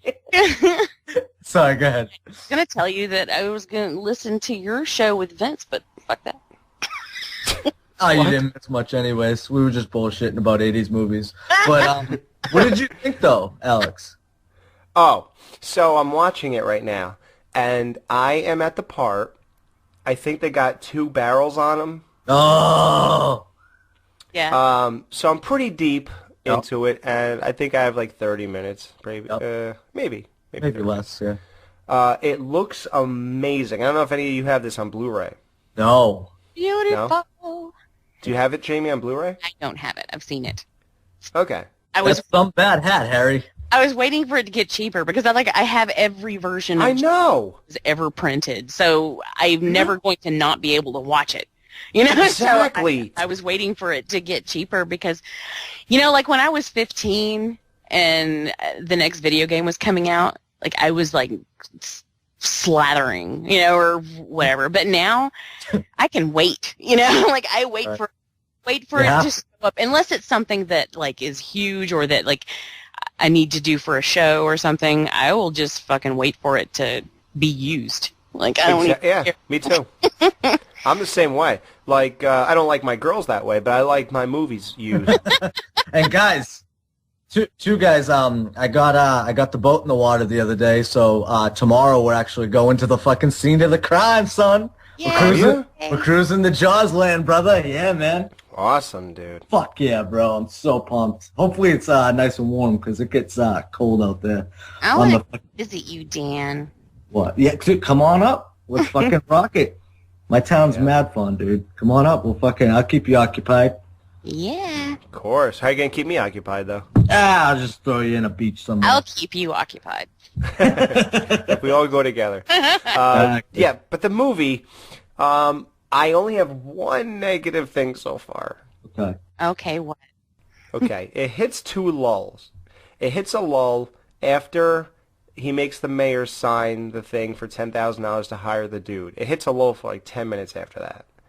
Then it gets good when they shoot him with the first barrel. Then it hits a lull again. See, I see what you're saying, and I'm not going to argue with you about that. I mean, that's your opinion, you know. No, let's go. Come on. I don't see them as lulls myself. Right. Right. You know, I see them differently, but I can totally see how you could. No, let me tell you something. Look at me restraining myself, and this is my absolute favorite movie of all time. You know, I'm really stabbing the back of my hand with a fork. That means you really like me, Jamie. I'll definitely get you back the first one on the first lull. Second one, I got a bone to pick with you just because you got to give it a little bit more time, dude. When they hit him with the barrels, okay, the whole fucking movie is on the water from that point on. So that it does set it up to where dude, they're out on the water, you know, for that last leg of the movie for a good period of time. So there is a lull, but it builds up to something where it's one of the greatest fucking it's that movie, dude, is what it's like being out on the fucking water, dude. You know what I mean? No, listen, I appreciate that shit. Like when they're showing each other scars and the guy's telling the story about the guy who plays baseball. Oh. And the bottom of... Sorry, I couldn't hear you. What? I was just jabbering. Go ahead. And the guy telling the story about when the guy who played baseball when his, you know, bottom half was ripped off. I normally appreciate that stuff. Mm-hmm. But I don't know. I just kind of like, I don't know. Maybe those exact stories or the guy's accent, I couldn't understand enough words. Something about it just didn't grab me. Like, right. I don't know what it was. I just zoned out, man. And then I picked back in when the dudes, or I guess we find out what Jaws is a chick. So when she starts hitting the bottom of the boat and you see like the water kind of splashing a little bit from the creases in the wood, then it picks up again. And then, you know, they shoot the second barrel in them and all that kind of stuff. That's cool. You know, we shouldn't even get into it because we're going to do a retrospective, but I'm just saying it's great so far. Two little things, but you know. I'm glad you bought it, bro. I'm fucking proud of you, brother. Shit, man. I did it to support Boston in a way, you know? Like, I know we're doing the retrospective, and of course that bullshit happened in Boston where some assholes set two bombs. Actually, what, like 4 that they found? How many bombs did they actually find? There were 4 bombs. 2 went off. They detonated one, and they saved one for Prince. Exactly.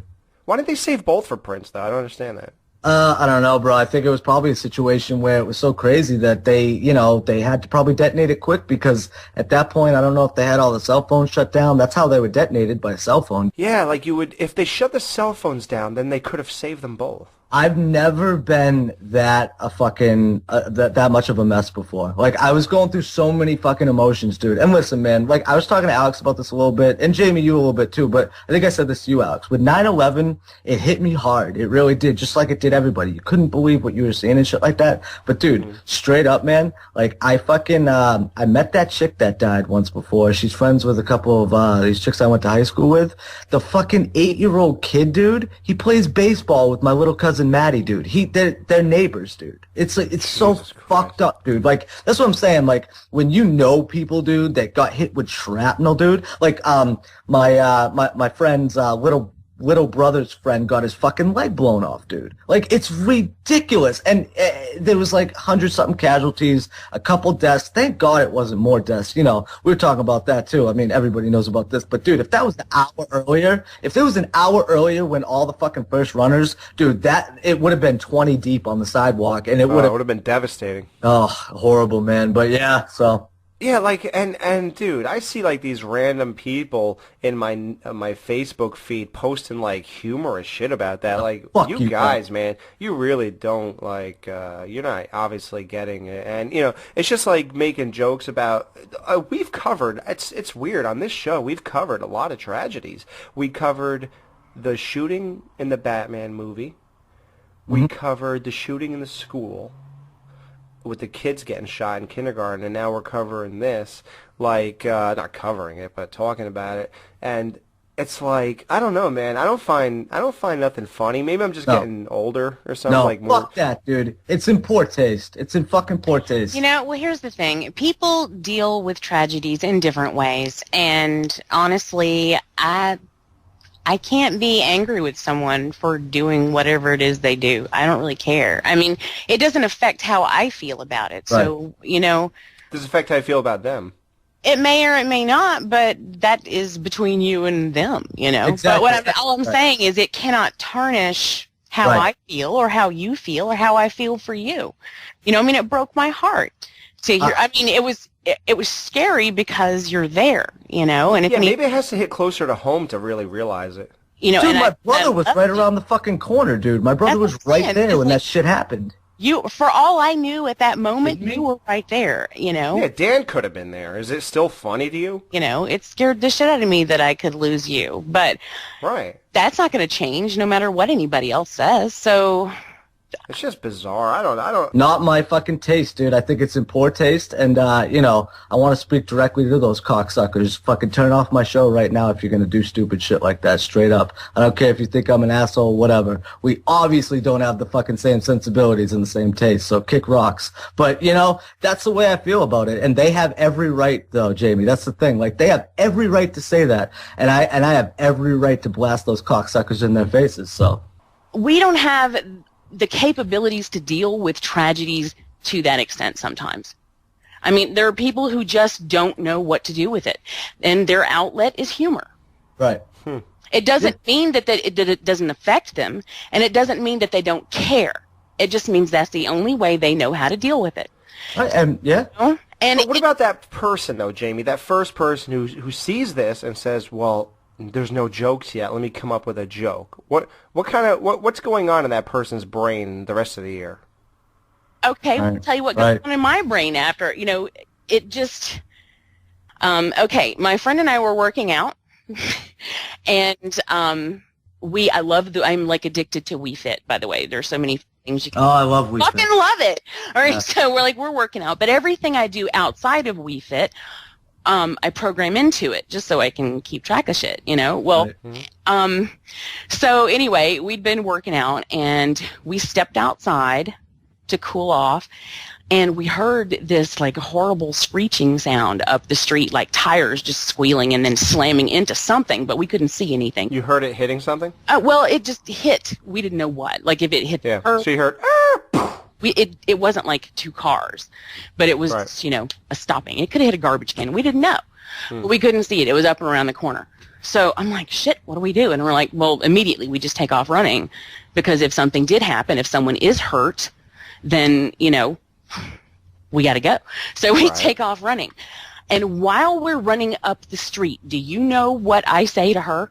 I mean, we're running on the way to what could be an emergency, and I'll tell you what that is when I get there. But when we're running on our way there, and I turn to her and say, don't let me forget to add this on Wii. See, that's funny, though, dude. You're damn right, it's fucking funny. Right. Now, how do you add it to Wii? What does that mean? I mean, go back and record the fact that I ran for about 30 seconds. My God. It was a joke. Right. So it's all. Jamie, can you just leave? I'm just kidding.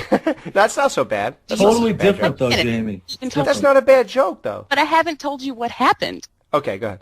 So we get up around the corner, and we find out that what happened is that a little dog got hit by this truck. But so I'm standing there, and I'm like, this little dog just got hit by this truck, and he's still alive. And we took care of it. But I'm like, I'm looking at it, and then I turned to her, and I'm like, oh man, because I was like, well, that was kind of shitty. But you know what? It was still fucking funny at the time. So, I mean... Oh, you felt guilty about your joke? For like a second, I was like, well, but then that was it. Because it wasn't malicious. Yeah, it had nothing to do with the victims, though. So, I don't care if people make jokes about... Comparing that, what happened to me, to this particular situation. Oh, I know. I know what you're trying to say, Jamie. What I'm saying is that things cross our mind, and...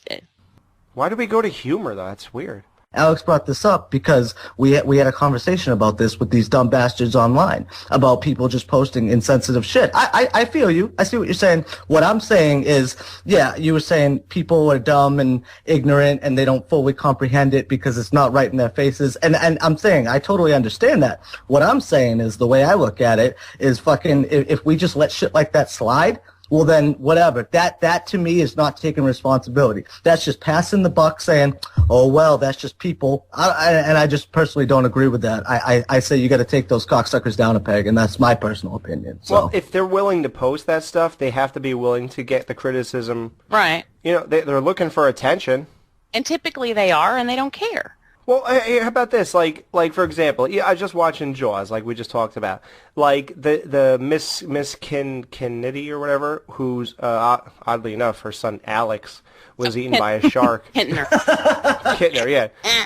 Like she's sitting there saying, you know, she slaps the dude and she says, "You knew that this shit was going down, and you still let everybody go in there." That's like. Is it cool to say like, hey, how's your kid? I saw him. He makes really good shark shit. You know what I mean? Like, is it cool to make fun of that just because? Like, let's just say that was real. Like, is it cool to make fun of that? Say, I hope Jaws wiped his ass after he shit your son out. Like, would that be a funny joke? No, we all see things differently.